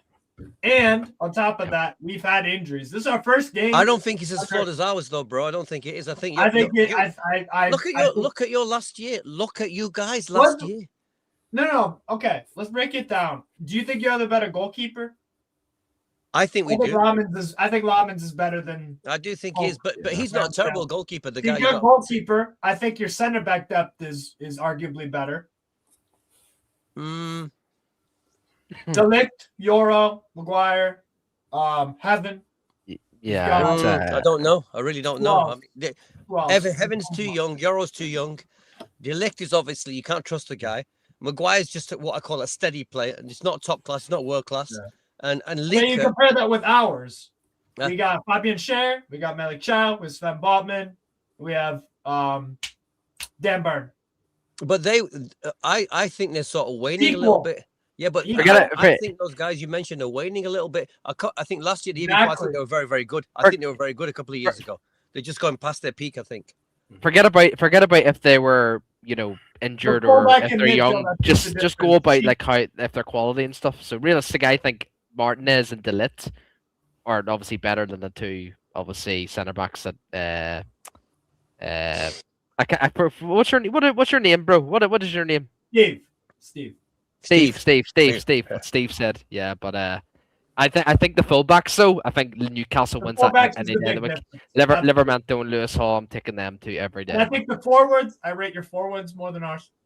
Oh, 100. Yeah. The reason why I called the score, I called the defeat yesterday is because I'm scared of playing against teams that move the ball very well and very fast. Newcastle is one of them. We can do it. And when you look at the schedule, we still have a couple of those teams to face. That's why I circle our game against Bournemouth. They don't have quality, but trust me, they're one of the best teams are moving the ball in the league. Yeah. And I also circle our game against Chelsea because with one thing Rosinho brought to them is just the way they move the ball. They'll move the ball, they'll create goal scoring opportunity. Yeah. But the only things those teams are lacking is the quality to convert those goal scoring opportunities. Better forwards. So the issue that we have right now is that we are not compact enough to be able to deal with those teams that move the ball. They'll move us all around the pitch. We'll get tired. They'll get their chances. And the game will come to the fact that how much of the goal scoring opportunities that they create, they can convert versus how much the moment that we get in the game we can take.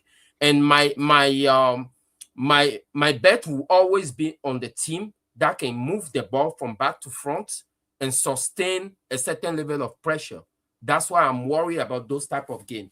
Aston Villa, they're just like us. They live in moment too. So we can play them.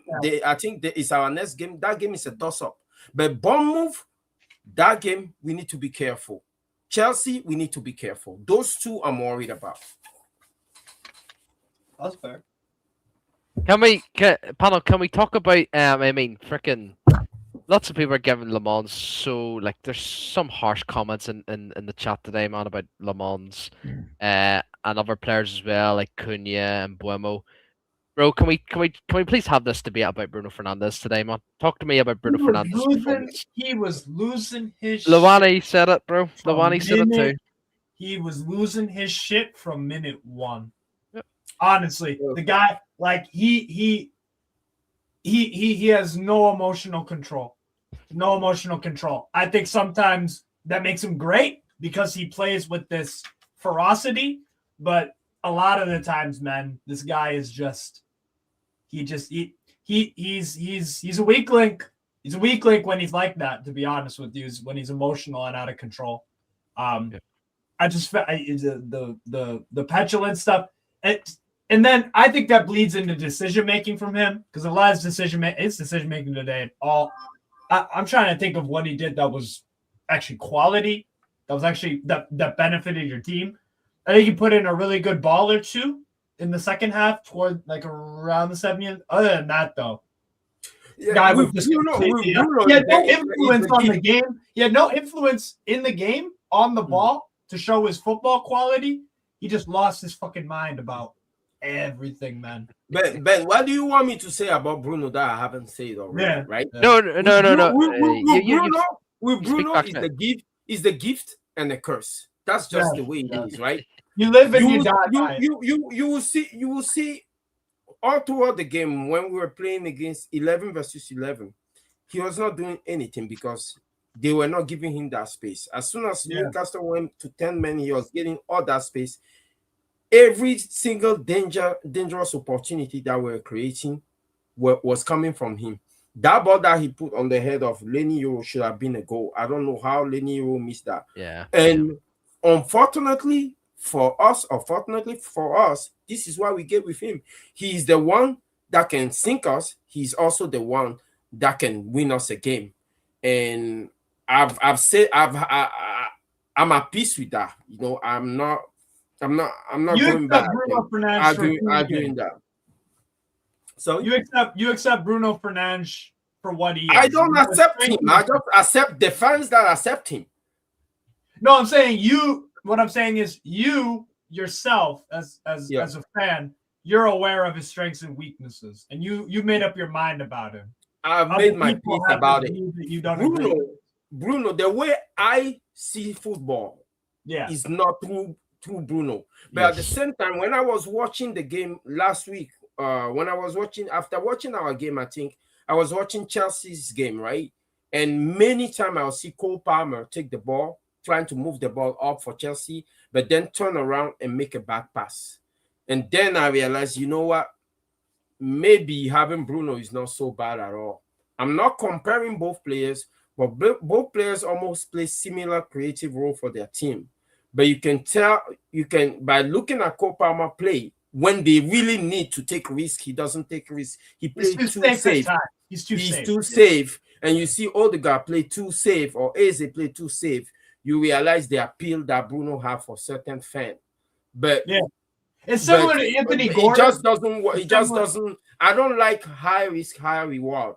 I like a certain element of control to football game, and Bruno is never going to give me that in a sense. It's similar with Anthony Gordon, because as many times as he pissed me off tonight, and as much as he gets rattled, and as much as he did some really good stuff tonight, man.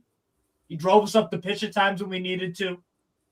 Should have shot. He did really well with the penalty. Gordon was embarrassing tonight. He had the pace to beat most of the players ahead of him, but he's just falling down trying to beat the referees. And it's sad because I really rate him, but tonight, he was not really that. Yeah, the only good thing he did was the penalty, and he's good at pen, so I'll give him credit. I'm not his biggest fan, but he does some good stuff. But you're right. It's a Bruno Fernandes, it's a Anthony Gordon, it's those kind of players that it's just the problem with those kind of players is that their floor is so low.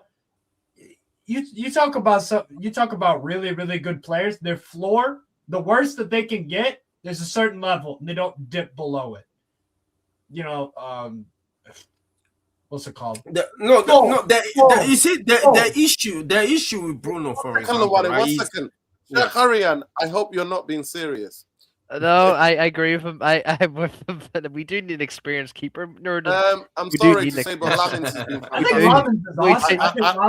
He is good. I love them all. Nobody's saving that Weldy. Nobody was saving that Weldy. While your fella, while Mr. Comeover conceded 2 tonight to Nottingham Forest, so hold that. The issue with Bruno for me is that we invented a position for him that we refused to invent for Joan Mata. Yeah. Who was 10 times the player that Bruno is, in my perspective, right? And then Pogba was essentially to Bruno what Deschamps was to Zidane. Pogba was a water carrier for Bruno, but we all know that in the final third, Pogba is a little bit more potent. So that aspect of it, we pass on to that. And then we move on to Ericsson, who came here, one of the best passers of his time, and who was still sitting on the bench while we were loading Bruno. So I couldn't get over all those periods and those great players that came and have a chance to play in that number 10. And we passed them on, right? Mata was before Bruno, but I'm talking Pogba, Donny van de Beek, and Ericsson. Those are capable 10. But we passed on them while Bruno was there. Some of them was even on the bench. I think that Ericsson being on the bench while Bruno playing in the 10, sometimes Ericsson playing in a double pivot while Bruno was in the 10, that was criminal. But you know what? Some people will beg to differ. So, hey. Big up to Sheikh Harry and the Nadera. Don't disrespect my boy Donna Meat and Chips. Like he still done made a world-class save. Lamans just stood there. Listen, it is what it is. Listen, I'm not going to lie to you. I think 100% I agree with a lot with Luani.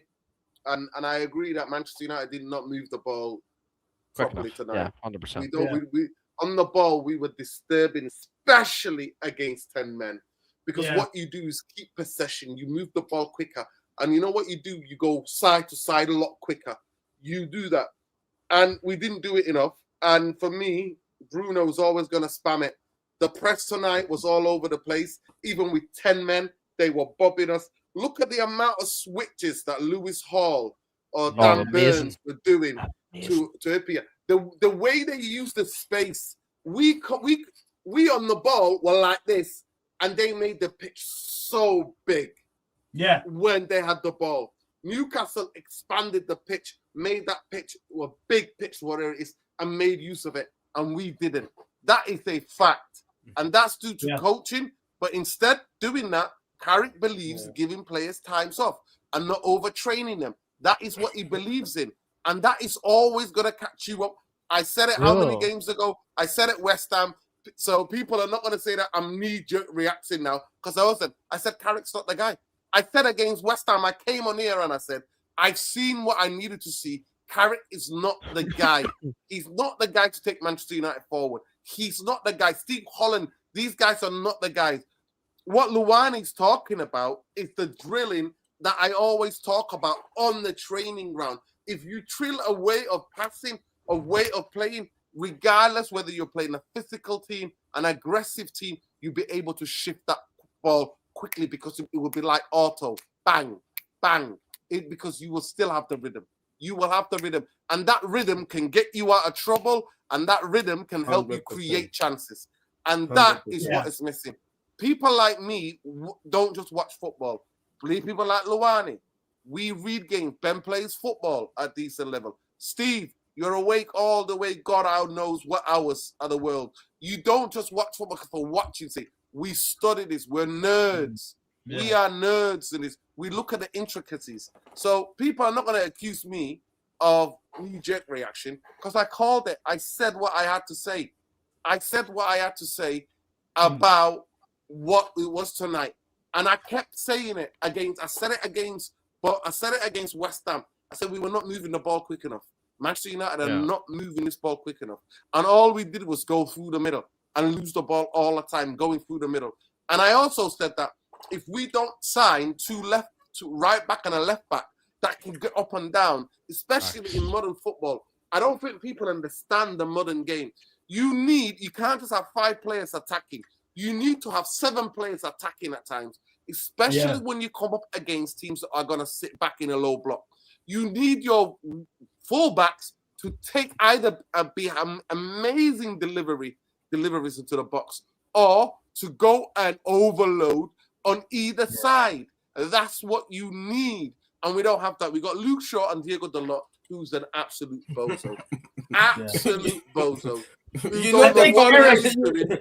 I would work the thing, and Nerd, and I agree with you about the concerns with Carrick if you guys appointed him full time, because if he takes the approach of keep it relaxed, I don't want to work the players too much, And this is the time. This is the time. If you're Michael Carrick, you need to take advantage of the fact that Manchester United are only playing in one competition till the end of the season. One. FA Cup, first round out, and then Carabao Cup, first round out. So you have all this time to drill the players, what you want them to do, and you're choosing to rest them. So what's going to happen? What's going to happen is next season, let's say you guys appoint Carrick in the summer, you go into the season, they'll say you get Champions League. We'll say best case scenario. You have a good window. Qualify for Champions League, things looking good. The new players are going to be asking about the old player, asking the players that were here with you guys this season and being like, so how does he, what's Michael Carrick like, as a manager? What is he relaxed? Oh yeah, he's chill. He's laid back. You know what I found funny today? Like during Amorim, this coach, during Amorim, right? The fact that there's no Europe for you guys this season. Drill it in. That's my point. During Amorim, this team was clearly overcoached because those switch of plays were happening, right? Because you see the ball gets switched to Ahmad, and Ahmad was in isolation, either in space or facing his fullback 1v1. Yeah. Or the ball gets switched from right to left, and Dogu will be in tunnel space. But now with Carrick, it looked like the team is a bit undercoached, and we're not seeing a lot of those switch of plays. So where is the balance? Today, there was a ball that Luis Hall, I think he switched it to Trippier, and our whole team was left on the right side of the pitch. Trippier has so much real estate in front of him. Yeah. If he was young, or if that was Livermento, that switch of play turned into a 2v1 with Elanga and Trippier. But because Trippier couldn't carry the ball up the pitch fast enough, you don't have legs. we were able to recover. Yeah. So yes, we just have to find that balance. It's not catastrophe. This is something Carrick can easily fix. Just speak to your DM, speak to Bruno, and speak to Kobe Mino and Casemiro. Tell them to move the ball a little faster, and tell them to rely on the fullbacks a bit more. You know what, man? I there's one player I really do feel so sorry in this Man United team, and I think this game would have been the perfect game for him to play, and that's Joshua Zirkzee, man. I think if Joshua Zirkzee, he made a great impact. It was literally night and day. Like what I would have done if I was managing that game, I would have took off Mbeumo. Sorry, no, actually, do you know what? I probably would have. So hang on, sorry. Let me just repeat this again. So I take off Bruno, and I'll put Zirkzee on. So it'll be Zirkzee and Sesko there. Then I would then look at maybe either Mbeumo or Cunha, because equally they have both had horrible games, and bring on Ahmad. Then what I'll then do is take off Shaw and bring on Mazraoui, which he did, to be fair. But then obviously the sad occasion was obviously Mazraoui got injured, obviously. Yeah. The one substitute I really do not understand was the Ugarte one. I don't know what me too. planet, what To be planet fair, Ben, Casemiro was struggling. He was, 100%. He was also going walkabouts with Bruno, trying to press, and Kobe was getting left by himself, isolated in midfield. But you're losing the physicality, though, nerd, and forget about if he had a shocking performance. You're losing the physicality. I don't think he did that bad. I thought he won a couple of good challenges and he was involved. I don't think he was bad as people making out to be, man. He was definitely frustrated. He definitely didn't play his best tonight. He was decent. If I was in our front three, right? If I was in our front three, there's one player I would hate to play with, and it's Cunha. He does not. He is Rashford impersonated. I'm telling you, he does not. With all the talent that he has, he does not play with his head up at all. He just drags the ball back into traffic, and he doesn't. It's not even like he have a high success rate on his shots. Come on, like seriously, you have to play with your head up. When you see the way Ahmad played the ball, even when Ahmad is facing his fullback, taking little touches, he's still looking for the pass. And when you are playing, it doesn't matter how talented you are. Yeah. If you can still play with your head up and still look for the pass, that can set you up for an easy dribble. But if you just take the ball and run into traffic, expect to dribble with your head down, I'm a defender. That's easy work for me because I know you're going to ignore the overlap. I know you're going to ignore the underlap. I'll just focus on you. I'll just close the inside and give you the outside. You just do whatever you want. You're not doing anything. You know. Yeah. So. Just very quickly here. I'm off here. Big up Big up. Steve. Good to meet you, Big man. up. Big up Nerd and big up Luani, man. big up Irfan, big up Mumbai, Sean, big up the chat, man. All I can really say is, yeah, Carrick's not the guy. Let's just try and get top 4, man. Even though it's I don't think we deserve. Then what's the top 4 at point? all. Then what's the point if you're not going to sign? Yeah, I know. someone for 8 players? Nerd. Do you know what it is, bro? What's the Forget point? about the 8 players, bro. The fact that we're keeping a racist fucker in our football club as an owner. Listen, but Just the says it all. majority of Says it people all. in this country Says are it all. racist now, man, Ben. Says- Listen, says- in central Manchester, East Manchester, Reform, who's a fascist party to me, personally, Farage is just another Trump. They got 10,000 votes. Yeah. 10,000 people voted for them. We're just And I never thought I would see that. The day that That's crazy. in Manchester, in a central area, a place called Gorton, where 10,000 people voted for a fascist. Crazy. Come But on, like Nerdin, here, come on, I'm come on, Nerdin, yeah. come on. Yeah, man, that's the truth. No, listen, listen. I 10,000 agree with you. fascists.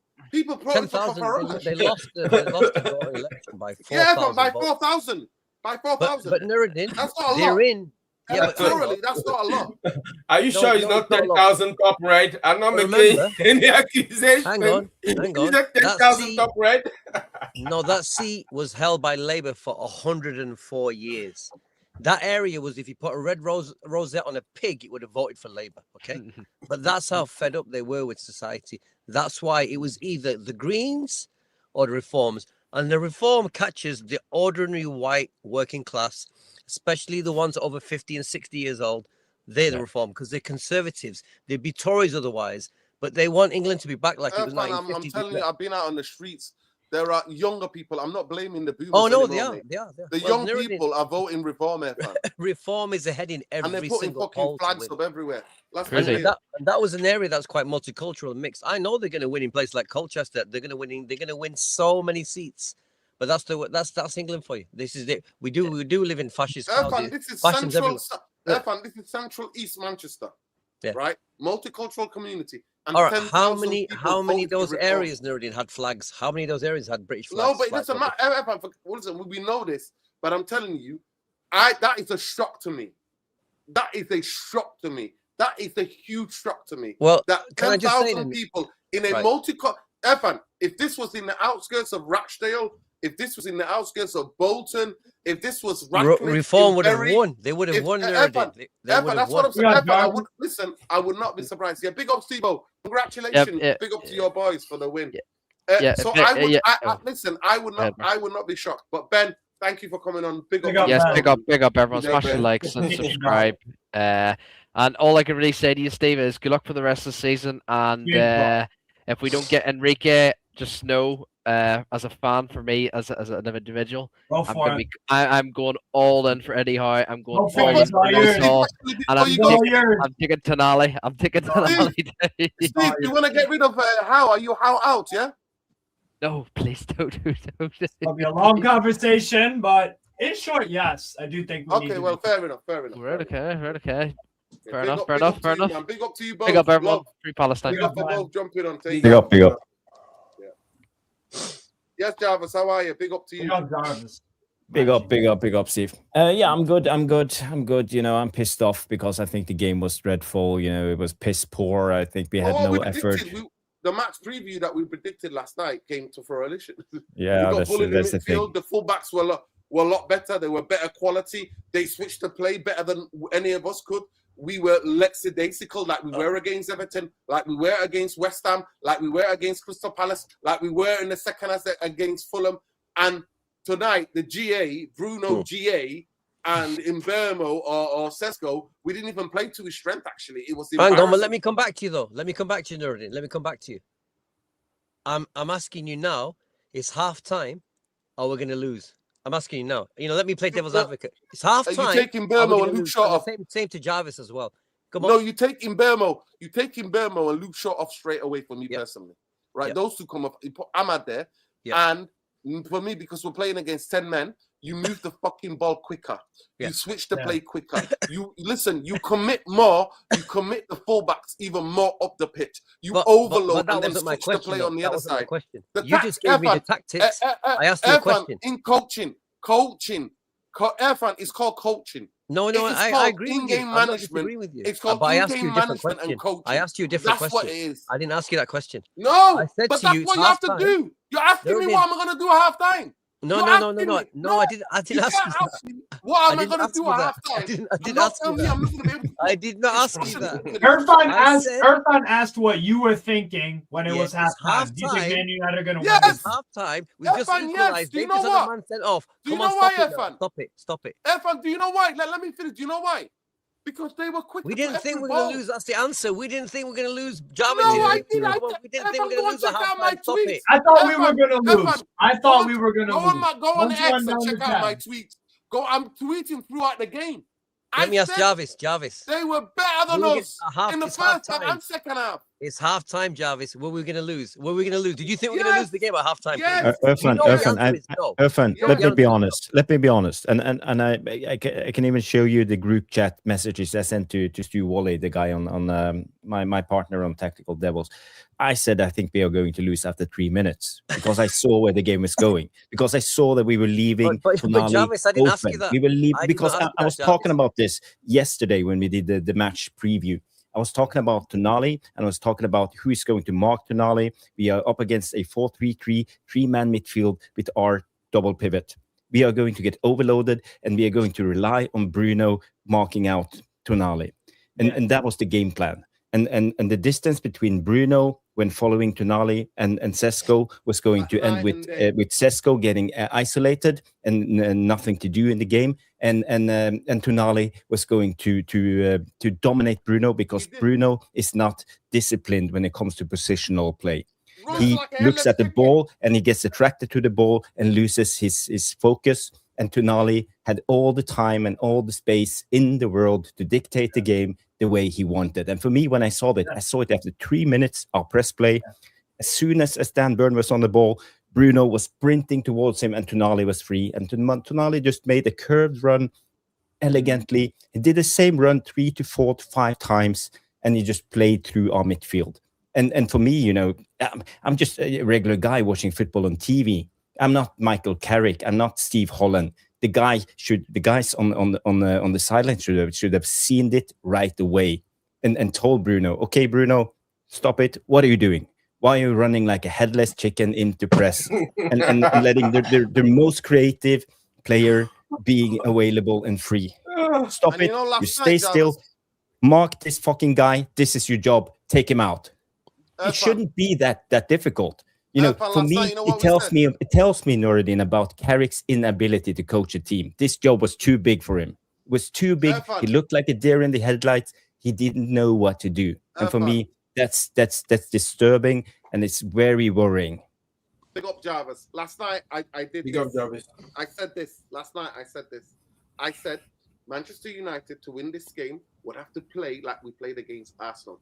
And I said compactness. When we haven't got the ball, I said, what did I say? I said Cunha and Mbeumo have to drop. So Bruno has to drop in. We make it a 3 and a 5.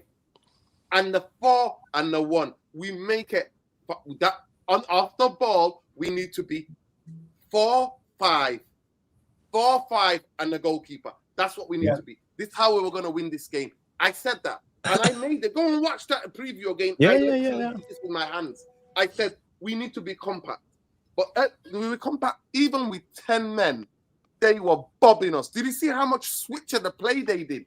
Dan Burns and Lewis Hall, the way they switched it. The reason why they won the game is because the ball got out wide. Trippier, brilliant ball down the line. Yeah. And then he comes in. Maguire doesn't, and this is the point I'm talking about Maguire. Doesn't engage. Specifically talking about Maguire.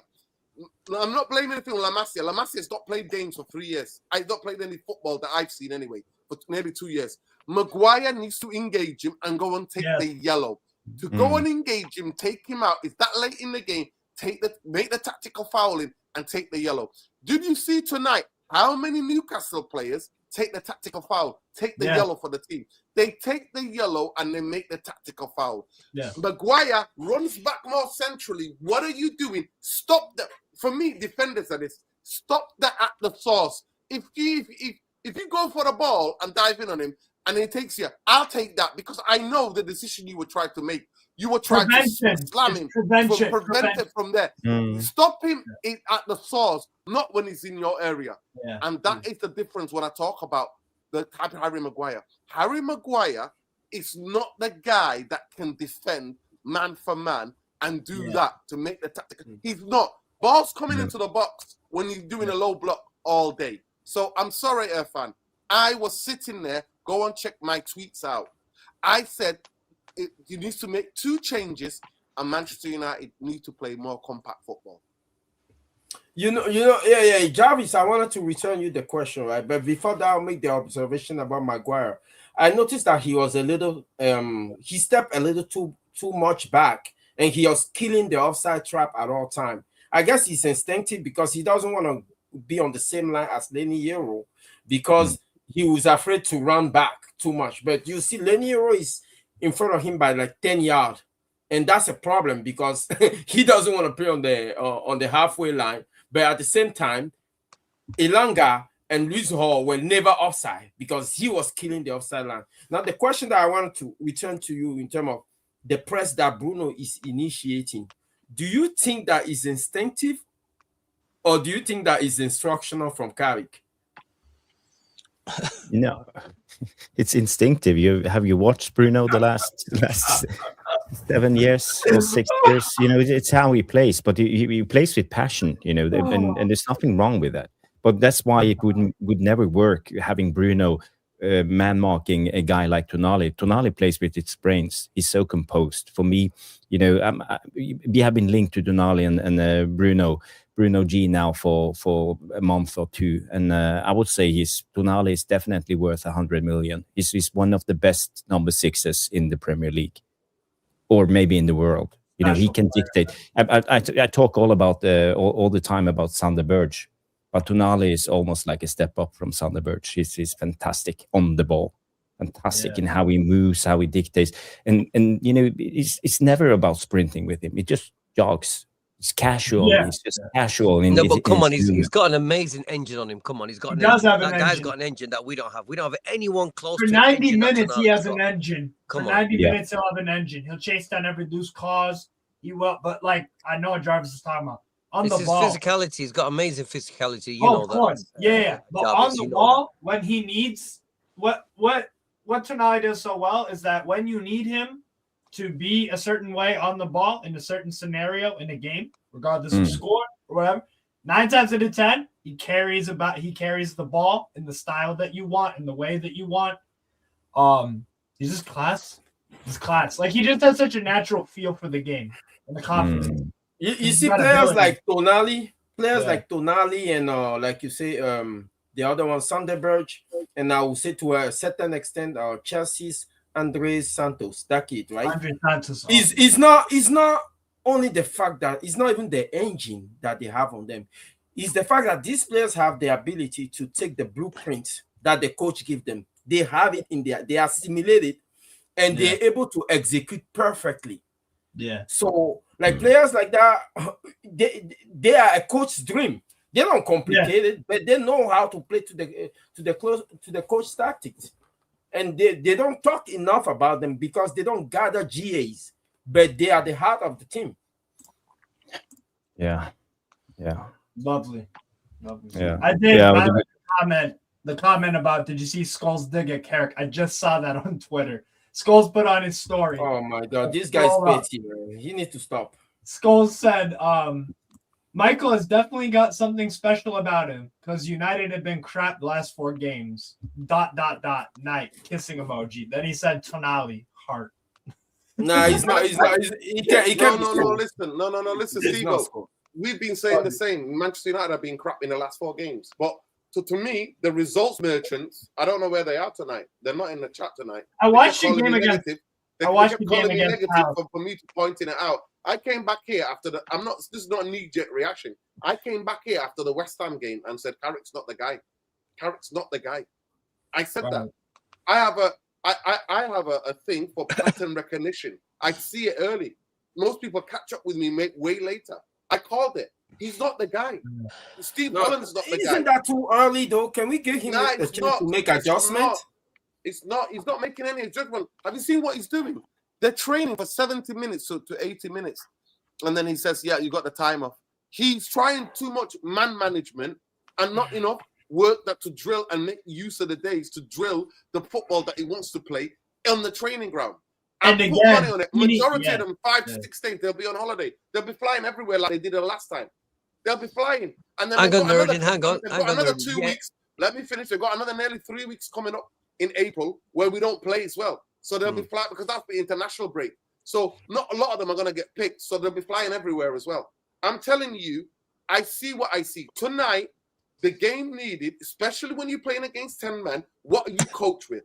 It's some of the most basic fucking shit you get told when I was 10, 11, when I was 15, 16, I was told.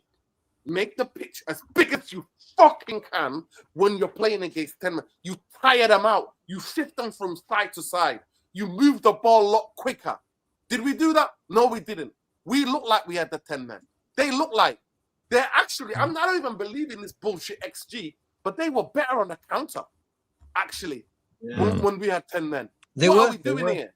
They were. So let's stop making because Nurin, they got more physicality than we have. They got more speed than we have. They got more athleticism than we have. Come on. We've been saying this 1,000 times. We always get found out against teams that are very fit and strong and athletic. You've seen it. Why when I tell Manchester United players, Manchester United fans, we need 7 to 8 players who can play because they're simpletons. They're simpletons. Why do they look like me like I'm on crack? Why? Because they're simpletons. I told you before. They're simpletons. They like holiday. They're like holiday supporters on holiday. They haven't got a clue. They don't watch the game carefully. They don't understand how tactical football's become. They've got no idea. I keep saying this. There's a methodology and art to watching football. You can watch it as a simpleton. You can watch it as a coach. You can watch it from so many angles, but you have to know how to watch and see what battles are going on territorially. And it's hard. Most people don't get it. I mean, Jarvis, this is what you do every day. You watch, you analyze position, you analyze the chess. Nuruddin does, but I don't know many supporters like you two, and I know thousands of. I don't know many like you guys. You're on a deep level of understanding football. Very few people have got that. I hear it in the chat. I hear the amount of crap you have to listen to in the chat. And there's people who know what some people don't know what I'm talking about. People on here we disagree with. Some of the shit Sean comes out. I don't know what he's on, that guy. Sean ran off tonight. He was a bit hard. I heard him. He ran off tonight. But you know, Sean, it's one loss, man. The league's still on. Big up to Sean. Yeah. But listen, at the end of the day, it is what it is. The Ugarte sub was a weird one because Nuruddin was right. No, Stevie was right. He showed how tired he was. Yeah, but at the same, so Casemiro was positionally getting in discipline like Bruno, following Bruno up the pitch. Sometimes hang on, Jarvis. I said the substitutions are the wrong way around. Xerxes and Ahmad should have come on after 55 minutes. Half-time. In Burma, should not that was the time when we needed to strangle them, and we didn't do it. We waited and waited. You didn't go for the kill? No, we didn't. But for me, I think the problem is I think Carrick came into the game quite naive. You should have seen the warning signs, the performance we have dropped now in the last 3 to 4 games. Our preview. And I should have watched Jarvis's preview. Yeah, but hang on, Nuruddin. Let me just say something. When I watch Carrick, though, what I observe is that and I know, all you guys know, that every team you play brings something different that the other team doesn't bring. They all bring something different. Yeah. And he has to know what the difference is every time he plays them. Like, we haven't played a team as physical as Newcastle. Have we played anybody as physical as this lot before? Who else is more physical than this team? Arsenal are quite physical. Yeah, they are. They are in a different kind of way, though. In a different way. Arsenal are Yeah, physical. yeah. In a different way. I also think the West Ham game was quite physical. West Ham have a lot of big guys. So, Yeah, so there's yeah. two.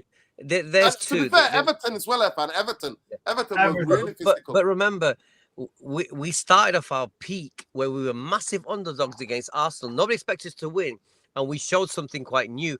We showed a level of intensity, and we showed game positioning of the highest order when we beat them. Okay, we did, because we saw how compact we were. But as we've got into honeymoon mode, you know, where they think they're on the beach again, those disciplines have died, and we've been exposed. So we've been lucky with these wins. You know, we've been lucky. No, I said it, They kept telling me results. They kept telling me shush. In the Crystal Palace, I watched you guys play Crystal Palace on Sunday, and to be honest, like the red card changed the whole complexion of the game because they scored the header early. They started out the game We were crap for the rest of the half. Yeah, and then the red card happened. You guys score, and then you go on and take care of business. And what I will say is fair play for hanging in there and taking advantage. You took advantage of the fact that, okay, your opponent made a mistake. They're down to 10 men. You punished. So you showed some resiliency. Because to be honest, if that game stays at 10 men, I think Palace hang on for at least a draw. At least. But yeah, you know, with the way you guys were not good. You guys were not good overall as a performance against Crystal Palace. Like, with the way our team is built, that was the thing that was weird to see because I was like, why are they moving the ball so slow against Palace? If you get them out of like they have a brand new back three because Gahey's not there and they've been poor for a long time. There were just certain things that I saw. I was like, again, like what the tempo was off when you guys played Palace. The intensity, the intent was that it was like, why are you not peppering them?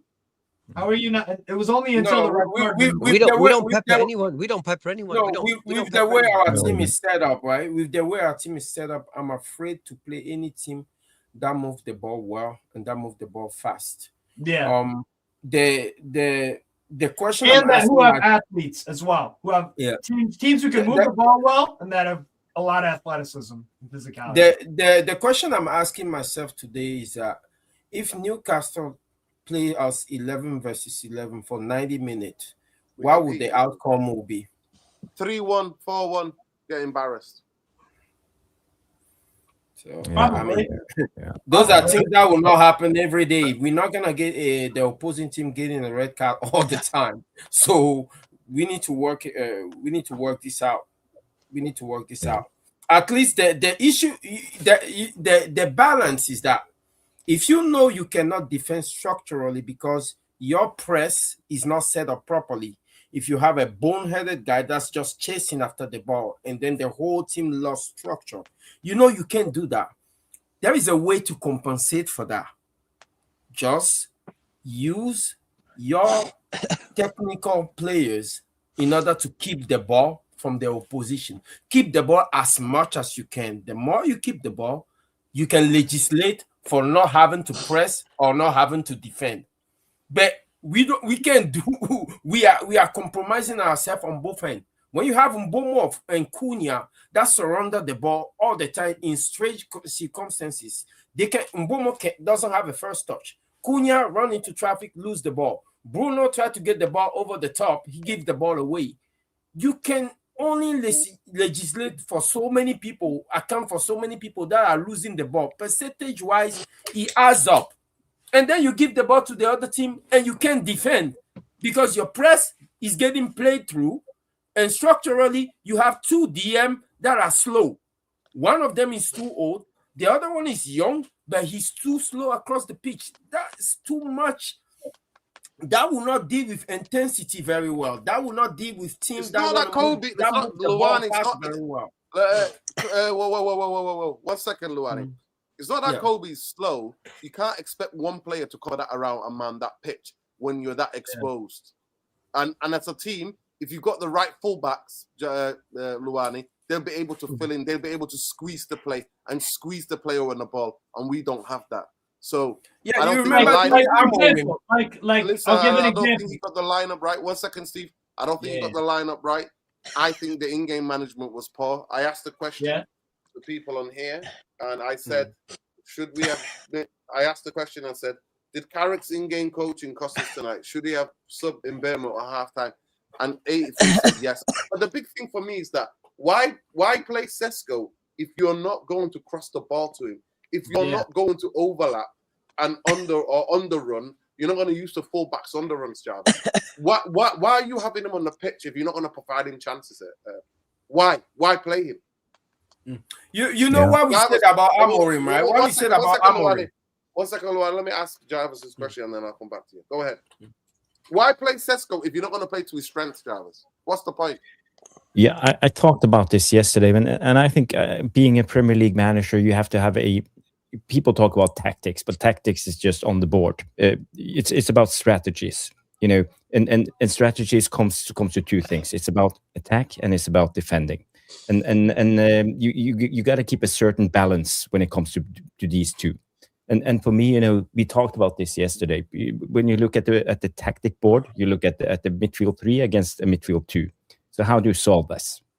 I talked about playing a box midfield or with the 2 number 9s or the 2 number 10s, let's say. And I wanted to play Mbumo, I wanted to play Bruno. I wanted them to be involved into the defensive part. And I wanted to have our wingers a little bit higher. I didn't want to have Trippier and Lewis Hall high up the pitch because I wanted to pin them down because I know they are better higher up the pitch. Defensively, they are okay, but offensively, they're really good. So that will be my game plan and overload the midfield, being four guys against 3, close proximity, and as soon as you win the ball, you give the ball to Cunha and Ahmad on the wings, and then you start moving the box upwards. I think that will be probably the most balanced tactics you could have played.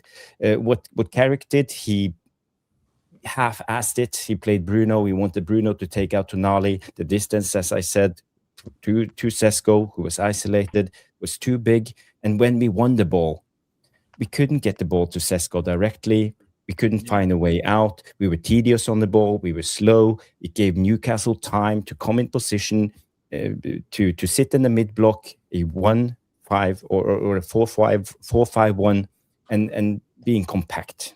You saw Tonali, you saw Joe Linton, you saw Jacob Ramsey, very compact, and you know they had one role in mind, and that was to force us to play out, and also, you know, you gotta stretch them out. If you have a midfield 3, Kobe Mainu and Casemiro today was too static. They were too flat. They weren't willing to push up. And I don't know why, because I think it's because we lack Martinez. We don't have a centre-back who can break the lines with this passing ability. So they feel they need to drop down to receive the ball. But we needed one of them at least. And I want Kobe Mainu to be closer in proximity to Bruno Fernandes and all of this shifting of positions with Cunha and Mbumo. Totally. Because I think as soon as we have that, we are in our A game.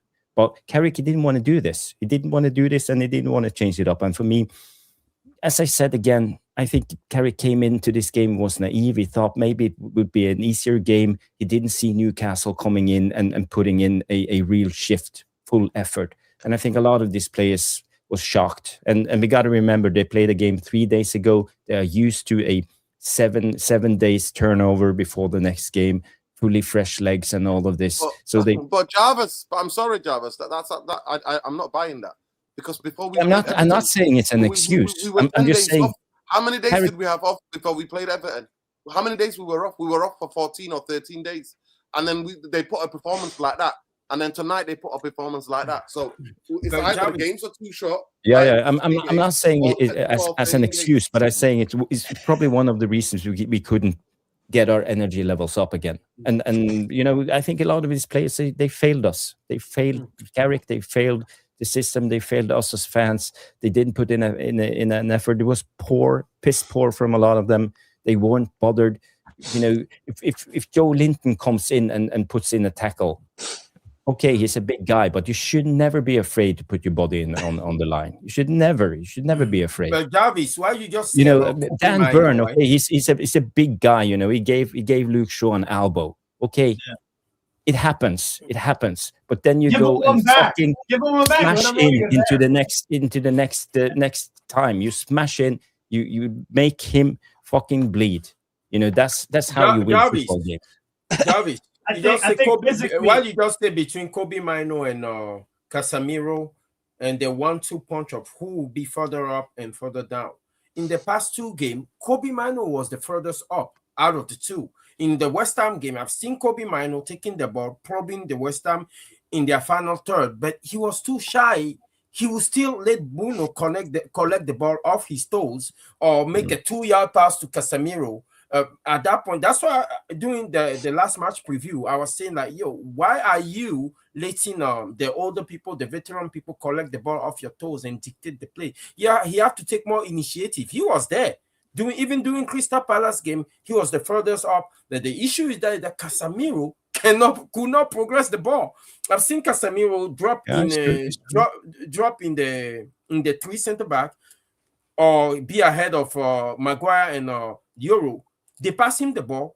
He couldn't progress the ball further. So this issue during Amorim's tenure, right? A lot of people we like to go after Amorim, especially when he left, saying that he said Kobe Mino could not run. Now look what's going on. The issue with Amorim never said that Kobe Mino could not run. The problem with Amorim is he's playing a wide game. The whole pitch is open.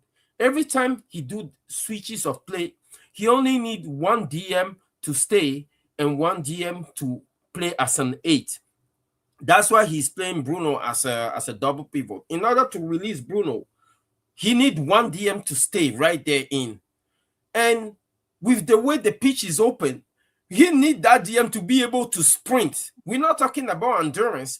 Kobe Mino can play the game at walking pace in carry system because everybody is close to everybody. But Amorim play with the whole pitch. You have to be able to run from point A to sprint from point A to point B. And when you get hit in transition, you have to be able to cover every runner on each side of you. And that's why Kobe Mino is not the fastest sprinter. That's why Ugarte always get the nod during Amorim's system. So Amorim was not wrong in saying that Kobe Mino cannot cover a ground. It's not about the endurance. It was about the speed with each Amorim needed that ground to be covered. In this system right now, if we want to use Kobe as a creative player, he needs to be a little bit more brave and take the initiative instead of delegating to Casemiro and Bruno all the time. Yeah. It's a tough one because it's a sensitive topic, you know, getting on to Kobe Mino, because Kobe Mino is a fantastic footballer. He's very good on the ball. He's very technical, and we all know this how good he is. But it's not playing up to his abilities right now. And I said it on my preview yesterday that I see tendencies of Kobe Mino is dropping his game and not performing good enough. And to be fair to him, I'm not defending him. I'll just say this. I think he needs to be taken out of the team for a while. Yeah, and this is what I'm saying. I agree. He's played 6-7 games in a row, 6 games in a row, 5 games in a row, and I think he's taken it because he's not played prior to that. He came in really hot, really high level, and the team was playing more compact. Everybody looks better when we play compact. Yeah. And when you don't play compact and positionally, people are not in the right position. Yeah, we don't have Licha who can give him the ball, so we can be higher up the pitch, closer to the other players. And I think this is a big problem. But people got to remember, we can have the Kobe Mino debate without saying that Kobe Mino is shit and it needs to be sold and all of this. You know, he can have a poor game or a bad spell of or a poor spell of games. Still a young player. He's still a young player, and you know, I'm very cautious when I'm criticizing Kobe Mino, because and the big thing what people need to remember, his development was stunted by Amorim, and towards the end it was Sanha because he was injured as well. So he's not played that lot of football in the last year and a half. No, but for me, he needs to develop more. Listen, I can be here talking to you all night, people. I asked the poll questions and I asked everything else. Congratulations to Steve-O. Congratulations to your boys. You were the better team. You won it. Big up Luani. Always jumping Big up, on. guys. Big up to Irfan and Jarvis and Ben and Bumbaye and Sean, Boo, who's boo, very upset Newcastle, tonight. boo. Big up, Sean. Big up, Sean. But yeah, Manchester. To me, this has been coming. I've been warning about this. The reason why, because my eyes don't lie to me. The intensity. But you are a bit of a fatalist, Nurin, as well. I'm not a fatalist, Irfan. Irfan, please don't call me a fatalist. It's reality. It's reality. No, Irfan, it's called pattern recognition. I should see it before some people see it. It's called pattern recognition. It's just certain things. I see things before, and gradually everybody catches up with me. That's but okay, let's just say me, you, and Jarvis are coaches, and Luwani are coaches. Let's just say last thing before we go, we're all coaches, right? I tell you now, of all the coaches, you two will be the ones who say, you know what, we just won 9-0 for 10 games on the trot. But you'll say, no, I'm not asking. Irfan, I'm not asking for 9-0. Should have won 10. Irfan, I'm not asking for 9-0. Irfan, genuinely, you've not been talking football. Irfan, getting 9-0s. That's who you two are, okay? But Irfan, listen what I'm saying to you now. No, it's true. I can see that. Yeah, it's true. Yeah. But Irfan, but genuinely, I'm not going to lie to you. I don't see football as a perfection. I see footballers in moments when you're in charge of the game. What are you going to do? And two things in football: with the ball. Without the ball. Without the ball, you constrict, right? You make the pitch. You block the areas you need to block. With the ball, you make the pitch as big as you can. And Newcastle did that tonight, and they used the switch of play. They dragged us to one side, bam, hit the diags across. Either side, both Trippier was doing on this side, sometimes coming down the middle. They had ways of playing and patterns of playing. Now you could say Eddie Howe has had this team for a long time, and they know the drill. You could say that, no problem. I'm not a perfectionist, Irfan. I'm a believer. You have to compete. My only thing that it's not perfectionism, Nuruddin. No, it's a standard. It's a certain standard of perfection. Irfan, no, let me finish.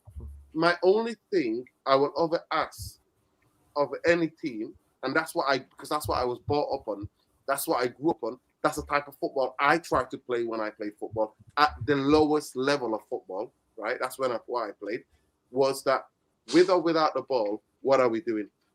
We have every right. Any team that I will ever coach will always compete from minute 1 till the last minute.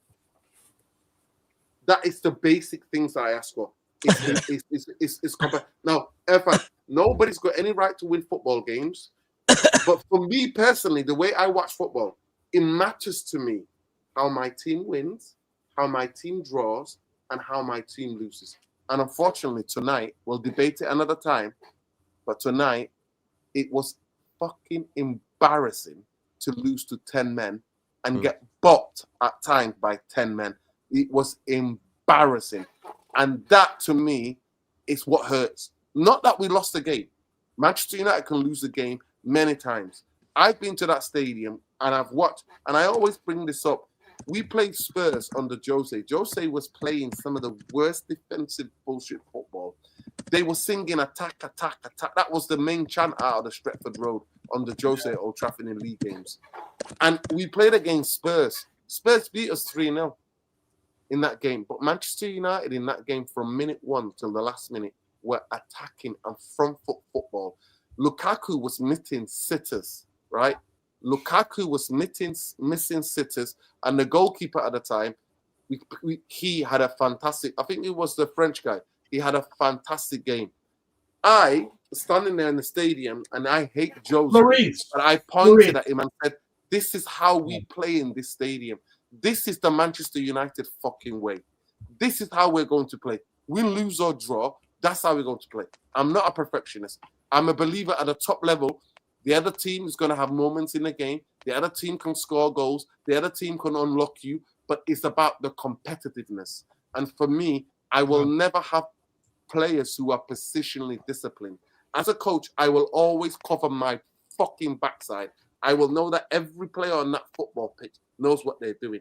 And you know what? If they go out and lose, I will come out and say, players today, this is on me. I will take responsibility for that. For me, I'm not asking Manchester United to win 10-0. I know that's not realistic.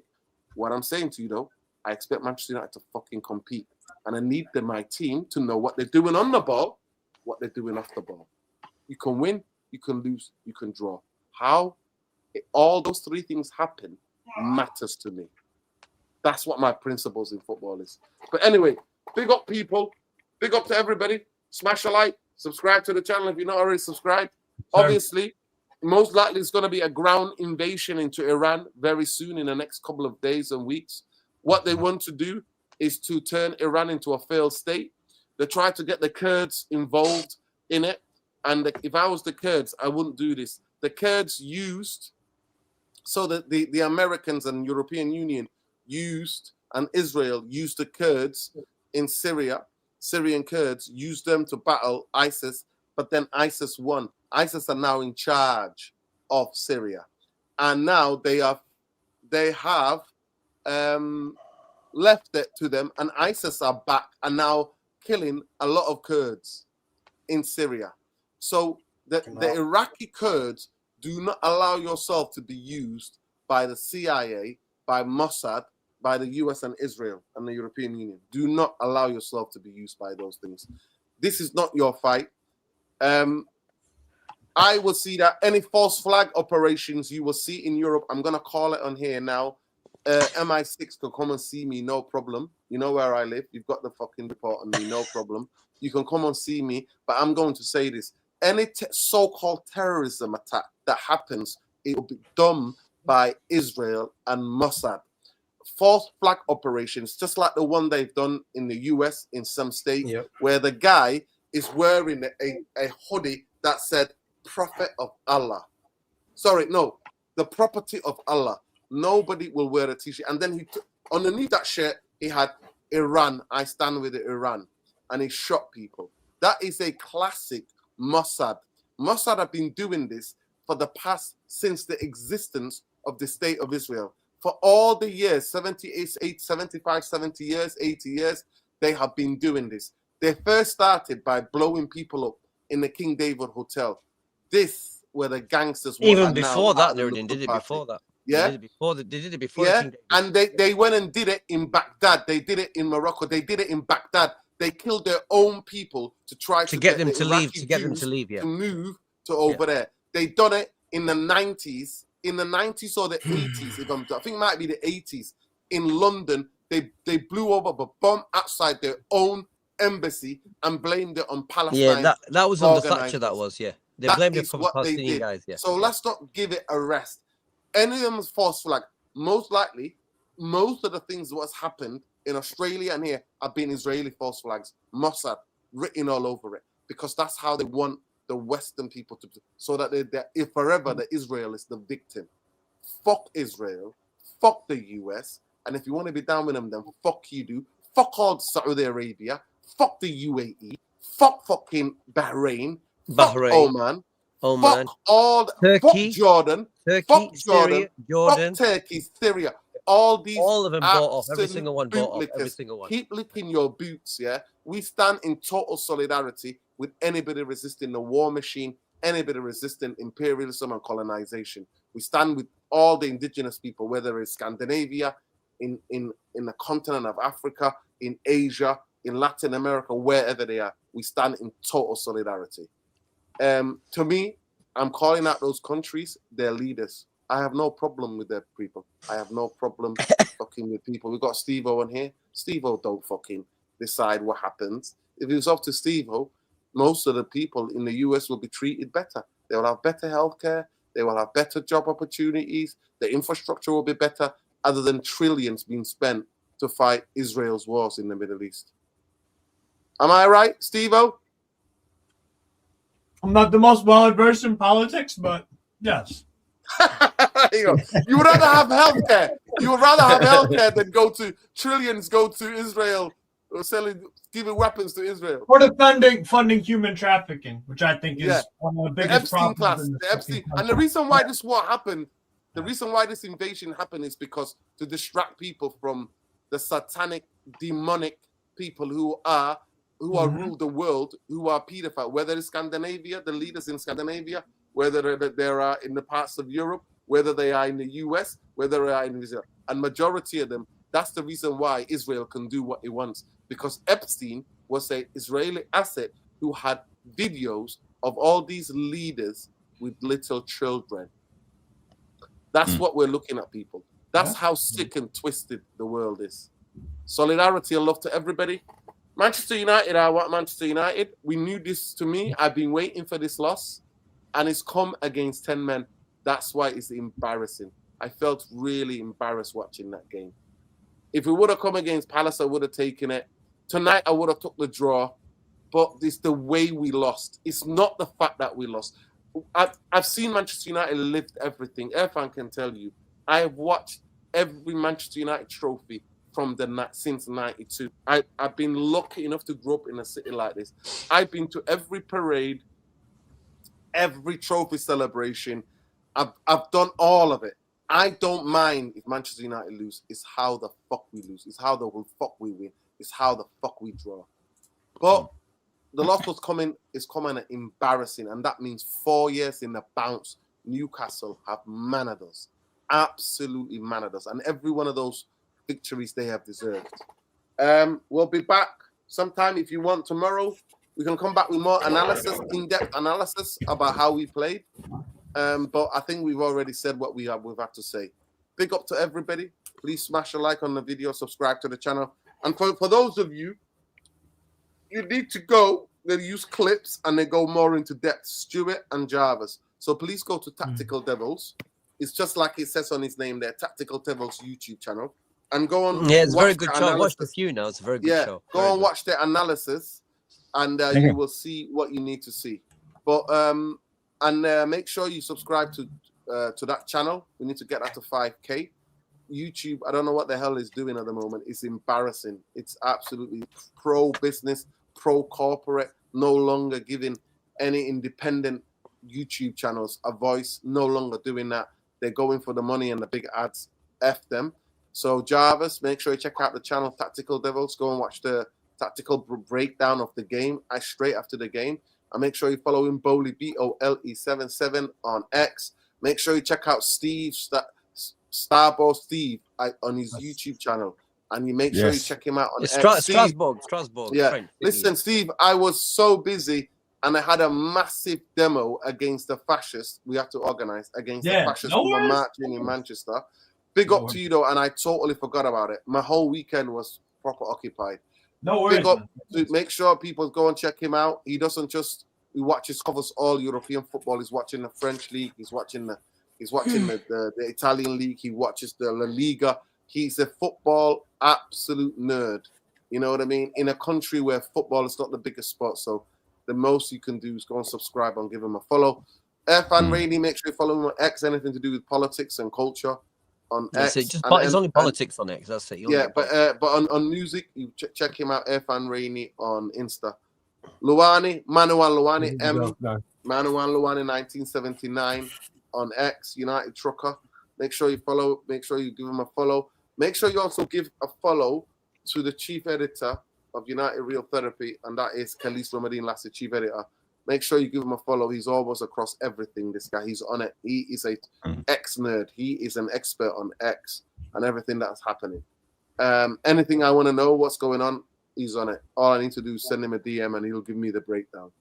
And make sure you follow as well Ben Elmore39 on X. And make sure you follow Elmore20 and Elmore on TikTok and Twitch. He's a gamer, so make sure you check him out at Elmore20. Big up to Sean. Make sure you follow Sean at Sean Thomas. And make sure you check out his geopolitical podcast. I'll forgive him for spouting CIA and Mossad talking points on here the other night. He's telling me about this Khomeini's, this and that, and the Iranian regime. I don't give a fuck what Iran did. Don't tell me that Israel and the US care about Iranian girls and women. They killed nearly 200 of them in the school. 165, and dropped a bomb on them. So don't give me any of that shit. But anyway, no, then you just have to follow the pattern. It's the same, you know. If this thing is happening to Traore in Burkina Faso now we'll be talking about what the pattern is always the same from Sankara to of course Gaddafi. They always use the same thing. They call you coming, and then they come after you later. So exactly. So big up to every one of you. Yeah, I'm just disappointed that the loss came out as embarrassing. When I say Manchester United need 8 players to be able to play 2 games in a week, you know, or 3 games in a week, most people laugh at me. But those of us who know, these players, they're passengers. Maguire deficient, Luke Shaw deficient, Diego Dalot deficient. We know Casemiro hasn't got the legs anymore. Bruno positioning in discipline. Kobe is just getting back into football. Mbeumo, for me, has not been playing well. I called it, Jarvis. I said it even before he went to AFCON. He's not been playing well. I'm not seeing him play well in a long, long time. But just because he scores, that papers over the cracks. But nothing gets past me. I call it out as I see it. But most people will tell me I'm negative and I'm pessimistic. I am forever pessimistic because I know who the fuck owns my football club. Some prick Zios and a prick fucking racist billionaire who doesn't have a fucking clue own my football club. So, more fun and games, people. It'll be funny to see how our league form is if they don't sign 7 or 8 players in the summer. Next season, if we qualify for the Champions League. We signed Tonali. That's the one. But anyway, love and light. Love and light. Yeah, big up, love and light, people. Free Palestine, free the whole world from the Epstein class. Free the whole world from the Epstein class. Solidarity and love to all the indigenous people everywhere. Solidarity and love to all the peace-loving people everywhere. Solidarity and love to everybody who just wants peace and who wants justice and who wants accountability. Fuck the gaslighting, demonic monsters who are in charge of every atmosphere of our lives, whether it's the economics, whether it's the media, whether it is the films what we watch, everything we consume. Be critical, be human, have humanity in your heart. Peace, love, and light. Stop the divide, stop the hate. Good night. Good night.